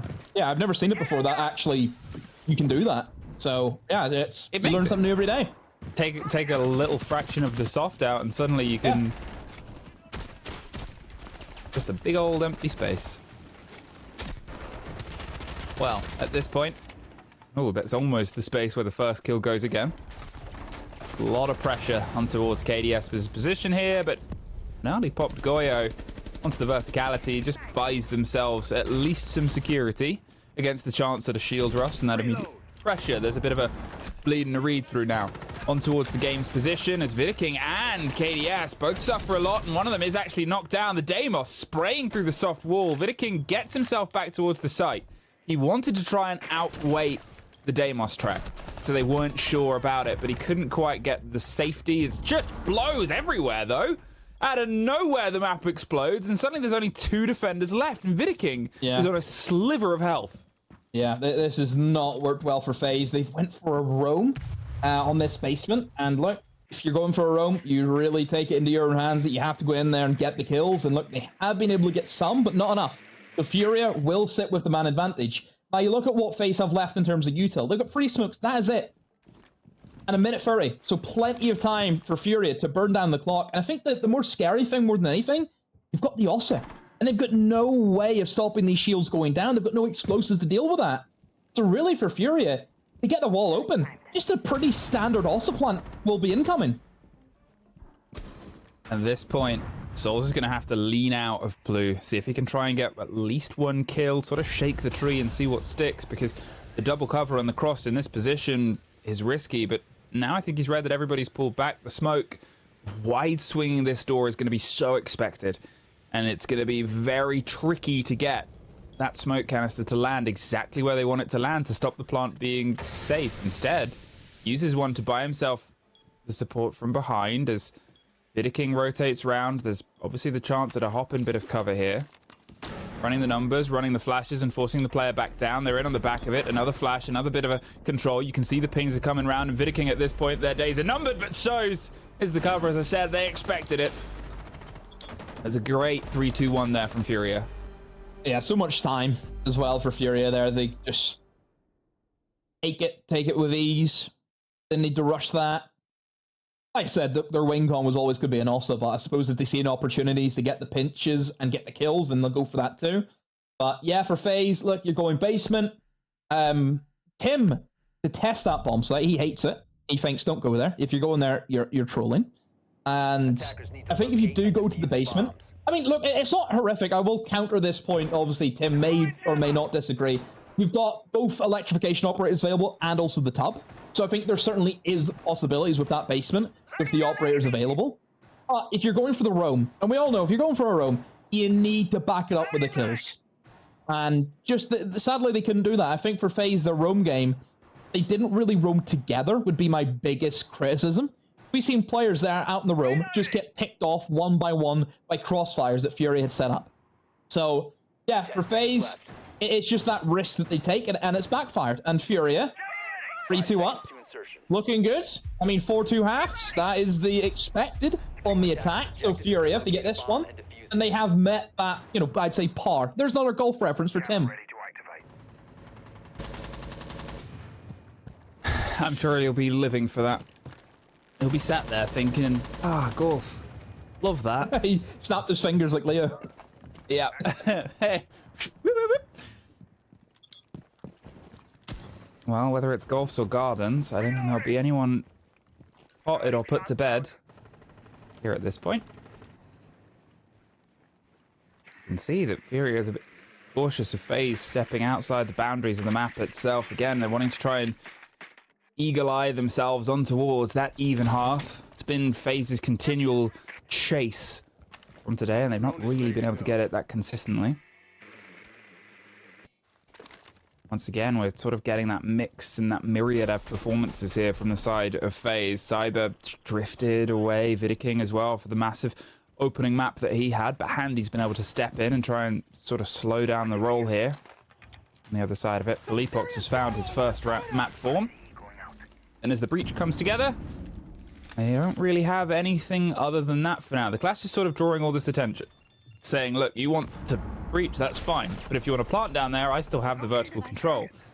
Now, as an air jab does get set up on the half wall, it'll at least box some of the round. You can see they're trying to find it, but I mean, playing Army Man and crawling your way around, you're not going to be able to get rid of it without revealing yourself and swinging wide. The smoke canister will sort of give the warning if we know you're out there, but a minute 20, all the players still standing. We're about to get a push turned to a shove, I think, here, Demo. Yeah, I mean, Handy's doing a great job at staying alive. He's the danger man. FURIA can't push until he has been dealt with, and he is just proning his way to safety. I mean, they've been able to get in towards half wall, but look where Handy is. He's still just beside the desk trying to hold on to that single door. Here comes the Clash, who will give the information, of course. Handy! Oh, Handy! What a pick! Takes down Herd, shotgun close. He's ready for JV, who has that DMR. All Handy has to do is go for the swing. He's in it almost. Oh, nobody home. KV instead has went over towards Mez, and he also dies. And Souls takes down Felipox. FURIA, a round to forget. FaZe clan, stronghold. Handy especially, the man on a mission just to hold on to that office for dear life, and he done a great job at it. Yeah, I mean, what a great sort of lock in there. And you could see that they just couldn't find a way in, right? They couldn't find that sort of weak link in the armor. They tried prodding and pulling at different positions, and it was just nothing. Nothing was given. And it was a very, very sturdy way for us to get ourselves into this position. Think about the comparison of how we opened the first map as well, by the way, and how FURIA were always sort of in control and finding opportunities, and FaZe just looked a bit lifeless compared to there, where they were an unending wall. It was every single direction you turned. It was another problem for them to have to try and jump over. Even half. Now we're down from a best of 3 into a best of a half, as it always goes. And either team could wrest control of this game.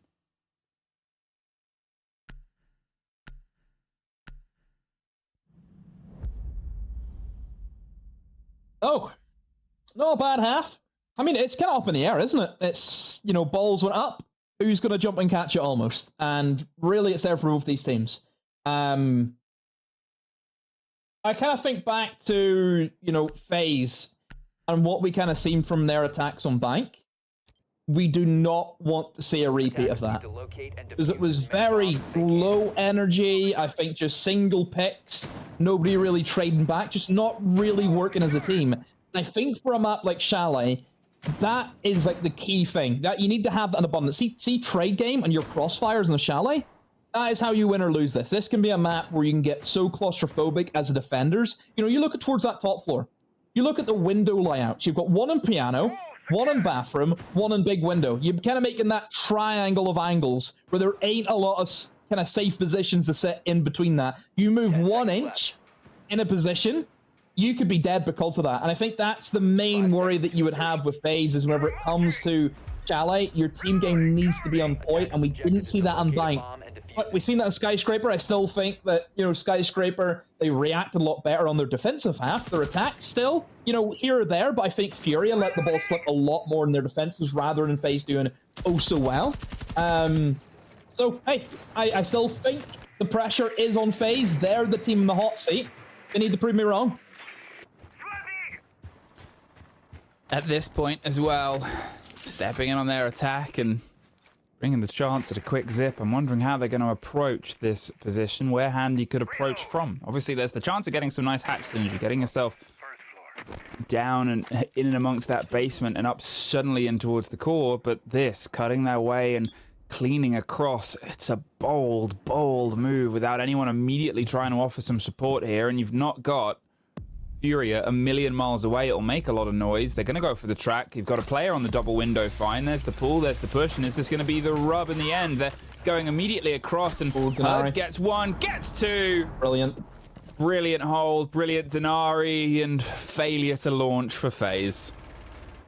Yeah, I mean, as much as what we've talked about Denari, it's not often that we really see the trips be used in a context of like a trap. You know, like a, oh, somebody's there, like an Alamine or a foreign gadget, the way it would work. So it is nice to see still that, you know, they work like that, even though they are very obvious. If you do walk into one, you're thinking, why have you walked into one? It's a massive red line across your screen. But hey, in moments like that where you have to try and move fast, it's just that deterrent. JV able to take down the Deimos, and for FaZe, the attempted rush, it has fell flat on its face. FURIA, all they have to do is sit in their hands. But I will say this though, FURIA, we've seen before, they tend to lose these kind of rounds, so let's hope it doesn't happen again.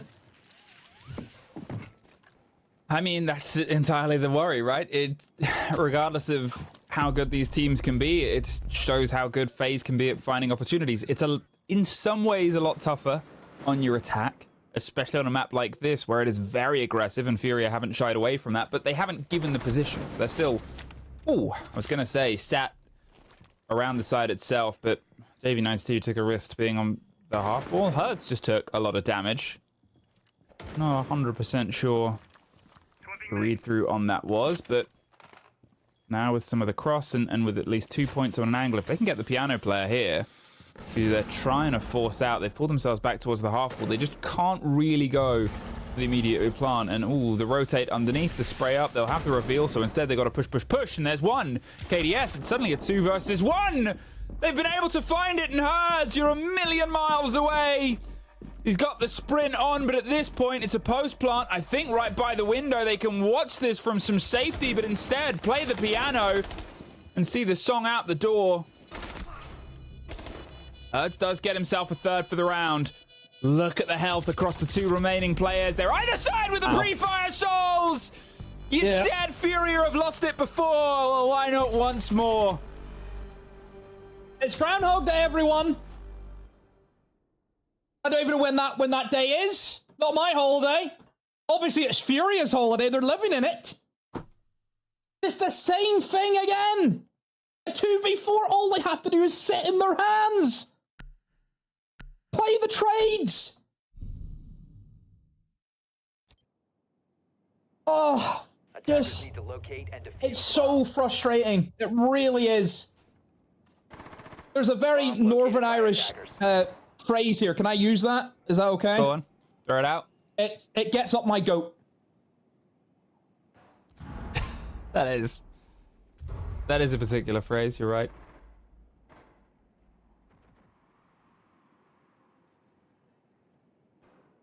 Hill. Here, where we are now. Well, where we've been up towards this opportunity phase. 10 seconds left before They've pulled themselves back in towards this entire showdown. more than anything. They've made sure Attacker's objective is to defuse a bomb. that they are never too far away from this engagement, and I mean, credit to them. After the first map, we sort of had those questions, right? Of, is this going to be the phase for the whole showdown, or is it just, this is a map they've already decided they've lost? They have refused to let some of these rounds be lost. And here, the continuing pressure. There's the run in. Cyber let loose into the building, hoping to try and get an early snag on a player, but nobody's currently home, and instead they almost catch him instead. He has some of the reveal. What it has got them is a lot of territory quite quickly. Terrain that they're worried might be pressured back on. Obviously, he's quite isolated for now. He's just going to make sure that he's an anvil in some way and drift his way back to something maybe a little bit safer. The blinds roll out. And the Clash tries to draw attention, but as all of that gets removed, the utility from the swing on towards the Ego Balk. Instead, Cyber pushes their way up towards the top of the stairs. KDS with pressure on the piano windows, and, well, they had this hold, if you remember last time demo, that FURIA couldn't find a way through. Can FaZe get one on their own? Well, FaZe haven't lost anyone. Are taking a much more slow and steady approach. We'll have to, again, go for that kind of mini side quest I like to mention with the Clash Souls, and that's a strange one, actually. I think had the call to remove the electrification, so he went for the nade from below, but he didn't expect FaLeaPox to be standing right above him, and picks up a very easy kill. Now a 4v5 that FaZe have to try and problem solve, and again, it's just that oppressive clash that I just don't see them getting through. Look what they have. Zilch, no util at all to really deal with that, so this is going to be a tough one for FaZe. There's the spray, there's the blind, and there's the pressure trying to just bleed their way around the corners. They've missed the man, and FaLeaPox has... Oh, he missed his! Cyber wins it out. He was almost dropped. I mean, they would have got the trade, whatever happens, but now instead, they have an even fight and an even man count on the way, and the watch back down. But do they have the control, the confidence? Nobody's going to try and come in from behind them. You can see Cyber's a bit worried where the Clash, or actually the support around the Clash has gone. And as they set themselves up, there's not a huge amount of time to get this stuck. Herds, no util. He's the one that they were worried about here. And as you said, no util. But they do at least still have the trade game. Andy is inside the site. There's only a single player above as well. KDS wins out against KZ. And there's JV92 getting it locked in. Cyber, he's done well this round so far, but he goes no further. No util. That actual site execute. I mean, they used everything for the top floor, which, sure, I mean, that's fine. You know it's a position you have to take. They put in so much util. And what did they really get as well? One kill? One kill they got from that whole util dump. And that's only because that guy decided to stay. And he knew he was going to be a dead man anyways. You want to see how many he could have got, you know, to come with him. But I think FURIA were very, very clever in just pulling back immediately. You know, let them have the top floor. Look at the time. Look at what they've used. We still got the full HP Clash. That's going to be the win con. They played to the win con. It just annoys me. They can win rounds like that in the 4v4, but they can't win rounds in the 2v4. Make it make sense. I can't. Sorry. That's not in my wheelhouse. 4-4 though. Then at this point, this game going the distance, could it be in anybody else's? I mean, we kind of expected a bit of a brawl. I think if you'd have asked us, okay, pre-map 1, hell yeah. 3 maps, give us a series, give us a show. Post-map 1, uh-oh, what's going on here? What's all this, officer? Post-map 2, all right. There's some life in, but there's still been clutch rounds, right? There's still been those FaZe rounds, as you just said there, actually. If you take away the rounds where FaZe won those 2 versus 4s and FURIA sort of dropped the ball, this one could have been put to bed. And we said it at the very beginning in Bank. When you're up against the best teams in the world, what they can do so much better than others is exploit opportunity.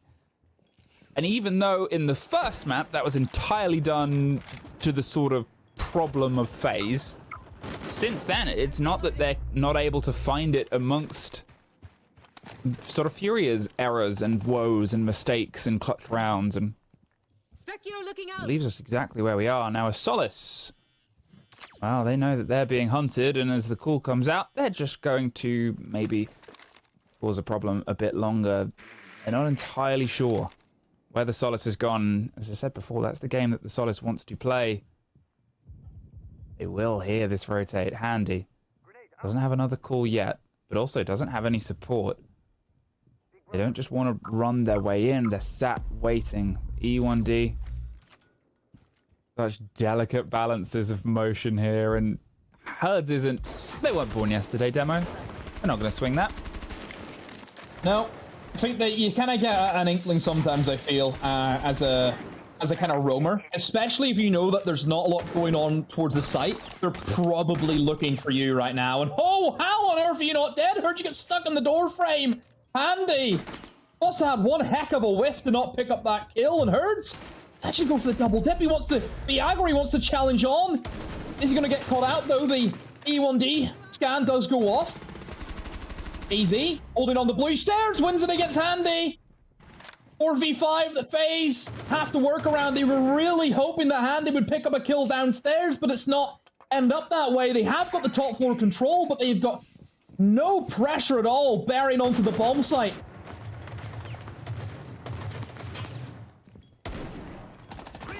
Heavy hammer hits either way, and as you said, no control of the bomb site, but they're just going to try and make it work at this point. And Nade is that problem player, right? On the back line of stock, the grenade will force him to slip his way further around, but look at KZ's momentum. He's got himself tucked up blue. He's ready and waiting, and the crossfire comes out into Cyber's favor, but they're still holding on to at least some power positions.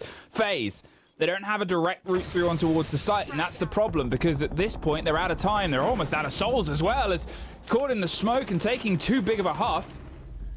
They slip their way around. JV gets KDS, and now they can just kind of mop it up. There's a wide swing that is punished to 2 versus 3. Cyber and Souls have to try and find the end of it, but they're still hopping in and rotating their way around. At this point, FURIA can just pull themselves back. What was that? A mistake in the chaos. His teammate with a one-tap. I will say it was a great shot, just onto the wrong person that you'd want to kill. Yeah, but that's what's going to happen whenever you're stressed and out of time. Stuff like that is going to happen. This is why we talk so much about straining that clock as a defense. The lower that timer gets closer to 0, you will see the correlation with the panic levels of attackers begin to rise. If I had a graph, you'd see that. I don't have the graph, but just pretend you see the graph. That's what happens. Mistakes will be made. And because of that, look, the timeout, because they probably are stressed out right now. They have to be.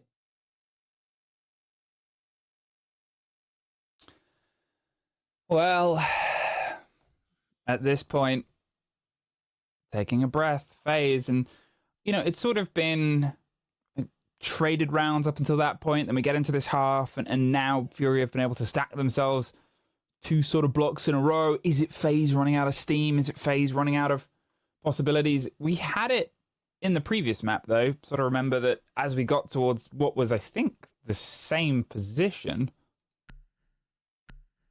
there was a timeout that came through from the side of FaZe, and then they tucked 3 defensive rounds in a row on Skyscraper. They have the ability to sort of bounce back from this moment, these slip-aways. But now, all ahead of them, all with a chance at progressing along this lower bracket, and a chance at this eternal fight betwixt these two, having at least one more score etched in, oh, the upper bracket, sorry, not the lower bracket. That's the next game. It's also the fact that obviously this is a mirror towards the last split in stage 1, where you had FaZe Clan and FURIA in the upper bracket.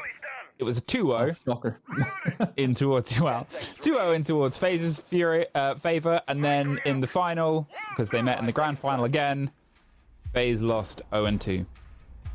Yeah, so I mean, big possibility that could happen again. Like, don't get me wrong. As much as what I think NIP have looked, I've been so impressed with NIP. I'm sad we don't get to actually, cover them today, because I think that team, with what they're able to do, I think Tim mentioned it at the start of the day. what they've been able to do this stage is also it needs to be noticed. So yeah, very impressed with them, and you never know, we might see an IP actually win the stage, which they have not done in who knows how long that has been. But hey, still plenty more stage before we get to that stage. But yeah, FaZe took the time out. Need to dig deep here and find any semblance of structure, because I don't think they've really had that. It has been very panicky. The one attack they have won is down to FURIA playing like schmucks. So they need to try and do a lot better on this Chalet. But this was the worry I would have. It's the coordination, but that's more like it. Why have we not seen that yet from FaZe? The shield comes in, somebody follows up. That's the teamwork that we need to see. Straight, immediate, and violent. There is two more pickups here for the side of FaZe. They took their time out, and once again, boy, did they know what to do with it. FURIA, 2 players left here on a bit of a lone watch, and let's see if FaZe can do FURIA and drop the ball a little and let FURIA bite back into this. They have so much time, though, Demo. They have a lot of utility still in their banks, and at this point, fine, you're tracking one player. You can see them going off towards the back end, and they're actually going to try and take the 2 versus 1. And I think Cyber sort of realized this and said, no, I'm not going to give you that opportunity. But it allows this. The rest of the team has otherwise moved in. They took a risk. Once again, it didn't pay off. Cyber didn't overextend. To be honest, they've done once or twice, but at this point, Handy, the blitz, closing a distance, does get punched around a corner. Lucky got the blind off. There's at least one back into the favor. The blitz has to full send it. Can't get the end of nade, and it still sprays over a narrow margin. Cyber does go down, but they're able to at least cement the 1 kill. There's the shield. Oh, doesn't get the connection with the shotgun. Vidiking, he's like, you guys do this. I'm going to go plant, guys. I'm going to keep us with this round safe. And Herds battling against his demons. Now, though, post-plant, time to breathe. He's almost pulled the rest of FaZe back. And Vidiking cements the round. FaZe, they're able to at least push that one over the end. Yeah, that was a lot better from FaZe. Actual teamwork, having a kind of spearhead, being that blitz, playing off that blitz, having kind of crossfires and angles set up to cover people as they try and rotate around the map. You've seen that at the main lobby and towards the big door. You know, that's what you're after. And that was something that FaZe have just been missing from their game. And FURIA, they've almost reaction snapped a timeout, haven't they? Like, I wouldn't say FURIA have looked rattled at all during, well, maybe apart from, you know, the 2v4. Other than that, things seem pretty, you know, smooth for them. But they've went for the timeout nonetheless. Is it just the case of they want to immediately adapt to how FaZe now have adapted to them?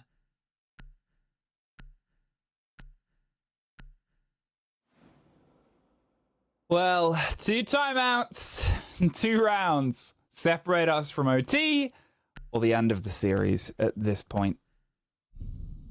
Who can be that distance maker, that difference maker, and who can set themselves up for what is still not a do or die game? There's always still that possibility. Yes, it guarantees you a little bit more money in SI points, but you know that it's not impossible for these 2 teams to find and fight each other once again. And it's also the sort of split of how things came to pass, because, you know, with the end of stage 2, with how these teams sort of played out, FURIA, they were this sort of second place team. They ended on the same amount of points as the first place team, and they had technically more wins, but a couple of OT. FaZe, I like how he can be like, they were uncharacteristically adrift. They were in 4th place. It was a difference of 3 points. The top of the leaderboard for SAL was absolutely stacked this year. Well, this split even, and well, as Hertz tried to get a bit lucky, he instead found a friend who had a shield. Loading new magazine. Yeah, well, it's the shield on shield action too. Got the Monty versus the Clash, and spoiler alert, Clash wins that. So yeah, Vidiking needs to be very careful in terms of who he's challenging. If it is the Clash, he needs to get out of there. For FURIA, it seems as though they're trying to step into more of an aggressive, you know, standpoint here. I mean, very aggro there from Casey over towards Library. I mean, hasn't got the kill. He did take a lot of damage, but still alive, and very quickly moves back in towards that top floor. into Piano along with his teammate. And again, it's just going to be that problem solving of the clash again for me. I think that's going to be the issue that FaZe need to try and get around. And you look at the lineup, there's really nothing that they've brought in to deal with that. So yeah, the clash should have a massive impact here. FaZe are actually going for the hunt here onto the roamer downstairs. But is he aware that there's actually two players? No, he's not. JV! Perfectly timed to assist his teammate. Takes down the Deimos. A massive opening pick. Well, Cyber gone as well, and we've seen the importance that he's had in the rounds where he's been able to activate himself, as the Deimos especially, and here, now forced and brushed slightly further back. The clash is just leading this intel, and as hers gets handy. Oh no, things have started to fall apart a little bit on this round. They drive themselves across, they've made a bit of a gap, and they're hoping to try and get a kill before things opt out, but look at the, FURIA's just pulled back. They're like, no, we don't need the smoke. You can have that verticality. That's fine. We still have the site control, and also we now still have the rest of the map. We outnumber you. We can rotate our way around behind you in towards Fireplace, in towards these other pressure positions, as they have done. So now there is still no safe ground. All they've sort of done is found a new place to be isolated, and it's good reaction here from FURIA. If they win out this engagement, which it's not being offered to them yet, they might be able to at least get some safety, but Herds swings up and probably puts this round to bed. Soul's left alone, and we might be about to find a flawless. Nope, not quite. But slipping their way into the smoke. Does get a second. And recollects the kit. The clash just reading all this info, and there's nowhere really to go from this point onwards. It's frustrating, I think, to say the least. 18 seconds. Gets himself a third. Oh my, if he pulls this one off, goes to fight the clash is on stairs. It's awkward, but Herds gets the end of it. There was a moment, Demo. Yeah, but for FURIA, get the round win. And yeah, I think they've done a much better job of going aggro, not giving the kind of initial, I want to say fast-paced aggression that FaZe had brought in the previous round. And then, you see the clash. Again, it's that operator that has caused him so many issues. The Monty was terrified from the majority of that round. He didn't really know where he wanted to push. Do I go this way? Do I go that way? The clash is there. What can I do? It's tough. It's very, very tough on him. FURIA, with the defense, they go top floor into our bedroom. It's all over the FaZe's court. They're the team who have to attack this. I mean, FURIA, with that defense, they're going to be feeling confident. This is a tough one. Always said 6-5. It's a dangerous scoreline. FaZe know they have to play perfect. One mistake, FURIA punish, FURIA win. They win the map, they win the series. One round from where we were to where we are, FaZe. They've definitely turned this one into a fight. A nice little Denari painting. It's like a graph. It shows the performance of teams, depending on which way you look at it.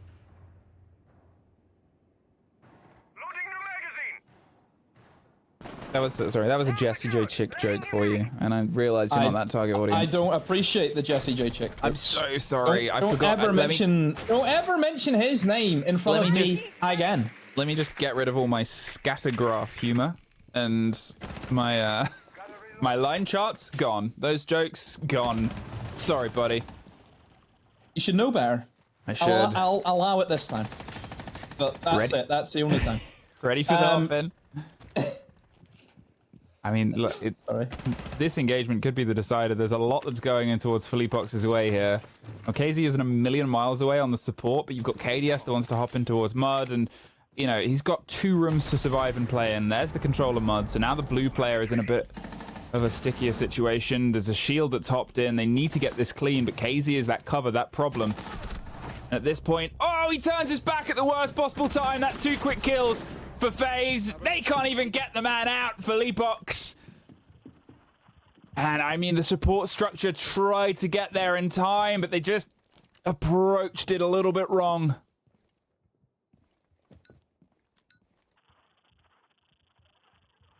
Oh dear.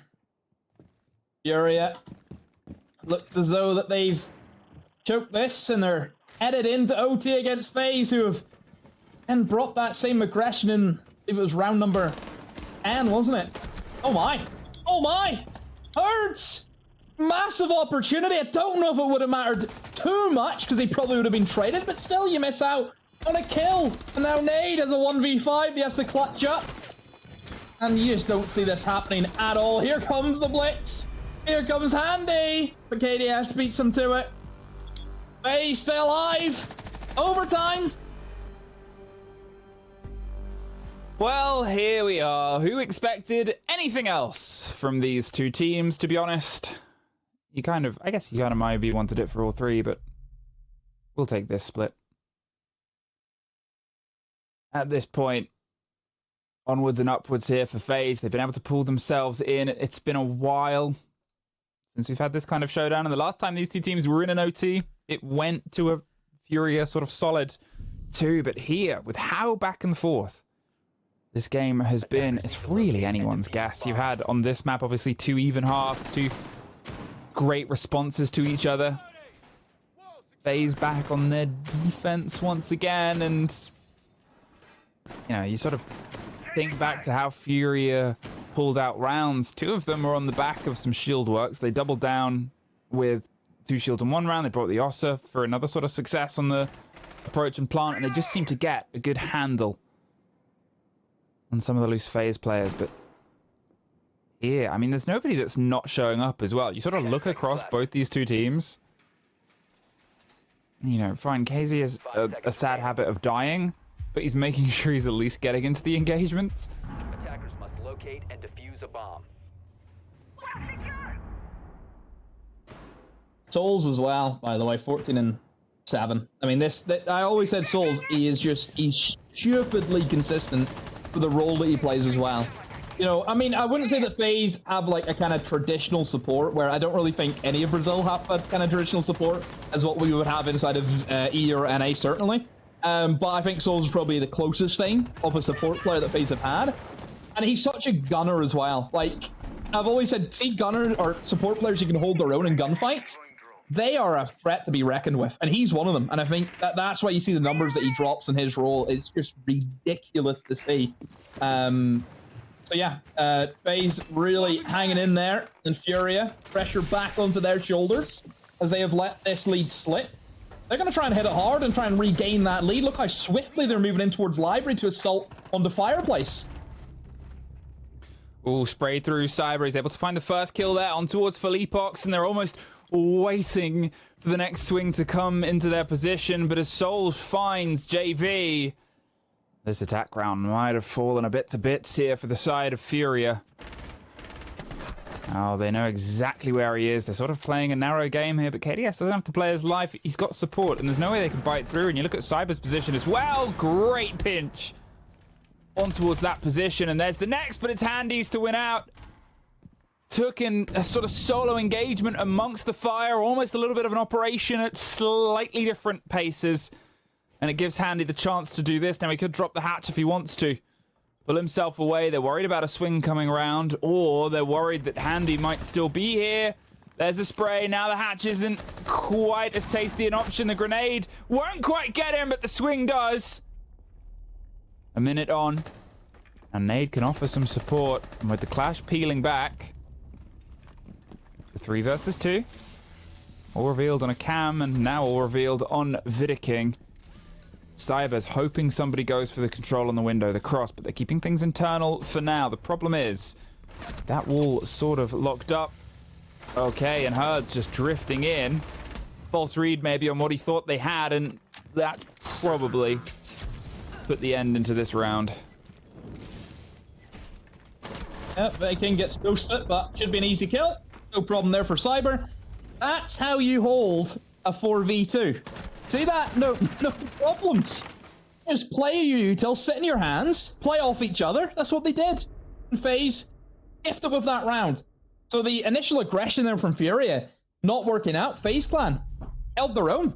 Pardon the pun, weren't really fazed by it at all. You know, FaZe just kind of sat, played their own util, played their trade game well.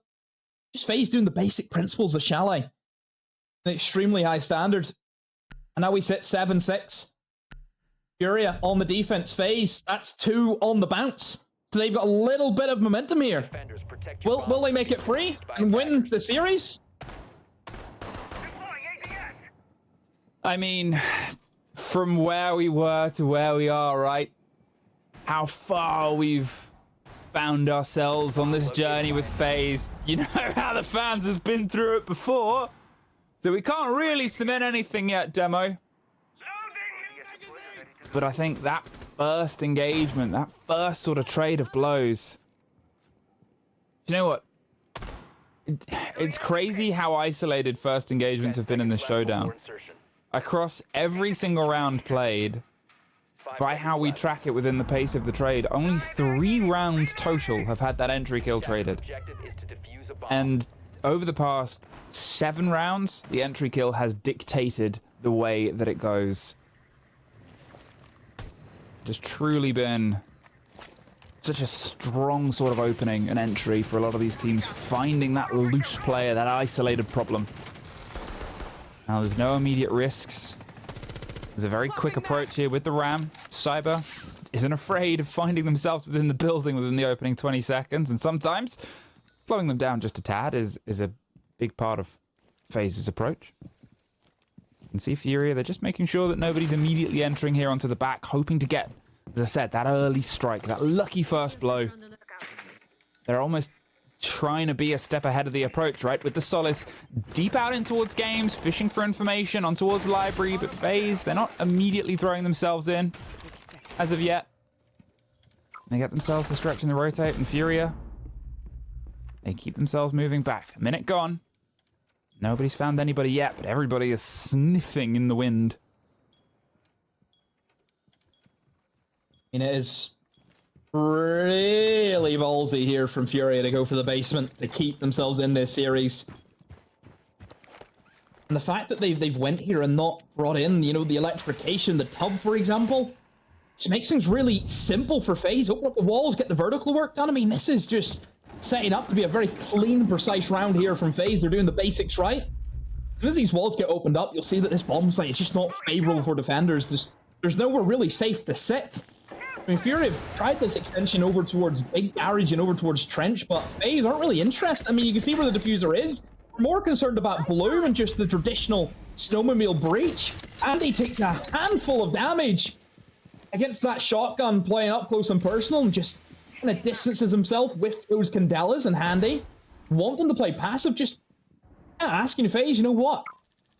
We're not really interested in taking Blue, FURIA. You can sit there. We're more focused on trying to get ourselves in and go for this plant, but that clash, that could be the issue. I mean, 45 seconds, all 10 players still standing, and FURIA holding on for now. Still with a smoke canister, still with a clash, as you said, and a couple of impacts. But at this point, you're sort of looking at FaZe and looking at the clock and going, okay, this is going to have to be a hell of a 3-2-1. They're prepared for the hatch drop and the pressure that might come from this angle. They have some of the sort of flash grenades to maybe get some control on the Candela. But otherwise, outside of that, what are they rolling with? The deep flash will go through. It's caught by an ADS. There's the roll and the pressure. A smoke canister buys them a second on towards Blue, and they're in. But they're a little bit suspect, a little bit opportunistic there. KZ gets the first on towards Handy. The swing from Philippox and Herds gets themselves 2 more. There's at least another from the trash. And we, Demo, are screaming all the way. Oh, what a pause from Philippox. Was somehow under the havoc of what was going over towards Blue and upstairs. He somehow slips his way across the verts and just sits beside the green bins. And nobody was none the wiser. Said before about FURIA, if you make one mistake against them, they will punish you. One mistake, a misthrow. That's what it boils down to for FaZe. Everything else was set up. They were ready for that execute. They had burned through the smokes. There was no real denial left for FURIA. Attackers need to But they didn't check that one position. They couldn't push their way down in through the main stairs onto the filing cabinet, which is a blind spot plant. And because of that, they lose that round. And we go to round 15. We flip FURIA on the attack, FaZe in the defense. I mean, it's been even halves. You know, I think for FURIA and for FaZe, no side really favors them. They're both going at it. Where does this go? Really, where do we go from here? I mean, we go kitchen and dining. To insertion. Last time we were here for FaZe, they done a fantastic job at actually holding in towards that office. We've got the Clash, who has been, honestly, for both teams, the Clash has been a nightmare to deal with. Oh, yeah. I mean, you know, we sort of talked about problematic shields on the attack, but also, as you said, on defense, it just keeps being that difference maker. It keeps being that ability to be active, to be reactive. And both these teams, as we've complimented them on so many times, and everybody has, they are reactive, right? They'll see what the problem is. They'll try and find a solution for it. Sometimes it gets caught out, but I mean, it's forced. You have to sort of play air jabs. It's forced you to have to try and play this lockdown here. There's the chance with the Capital bolts, maybe even a pocket impact EMP if they really want to cross that divide. But Clash we've talked about teams who suffer with Clash and teams who bring Clash and just don't really know how to operate with her. These two teams both play her quite passively in a way for the engagements. They're not just deploying the shields, trying to hold onto a position. They're going forward and reading, but then they're pulling back. They're leading them in towards problems. And, you know, it either forces them to take the bait and have to take an unfortunate engagement, or forces them to have to stop, rethink, recalculate, and rerun the numbers. Here, a minute 50, 7-7. Everything boils down to what is just a best of one of a single round. And they're going to see if they can try and get that first catch. Again, the positions of FURIA, they're stacked up. Gonna get some of the work done, but ooh, as the first to fall is handy. You worry if you just got a little bit too adrift. Herds has obviously taken some damage. They got a bite out of him, and they still have the Clash to draw some attention. Cyber was looking for an engagement, hoping to get a lucky catch, but as the pressure forces the Clash further and further back, there's nobody to immediately get the catch onto it, and they're going to actually push in, retake. I think they're sort of pulling the defense away and pushing them back in. There's almost the swing round. The Clash goes up to the breach, reads the position. Not entirely sure what the rotate there was, but it's leveled itself out. Cyber hopped out. In fact, that was it. Got the first kill and got himself caught out. Now a 3 versus 3. They're able to remove some of these air jabs, which buys the Clash a little bit more space to play in. The Deimos track on at least the Deimos outside to get a bit of a reveal, but 40 seconds. Think about where the 3 FURIA players are. They're almost in a circle, and there's another player clearing another air jab, and there's JV92. Gets the vertical somehow. The Clash steps in. There's about to be a swing over the shoulder. They're going for the plant. There's the reveal and the spray round, but it's a step. It's a crossfight, and it's scrappy. A post plant and a Clash. Too late to the party. Too late to the game. FURIA, after all that, win it out. But FaZe found a fight that lasted all the way to the end.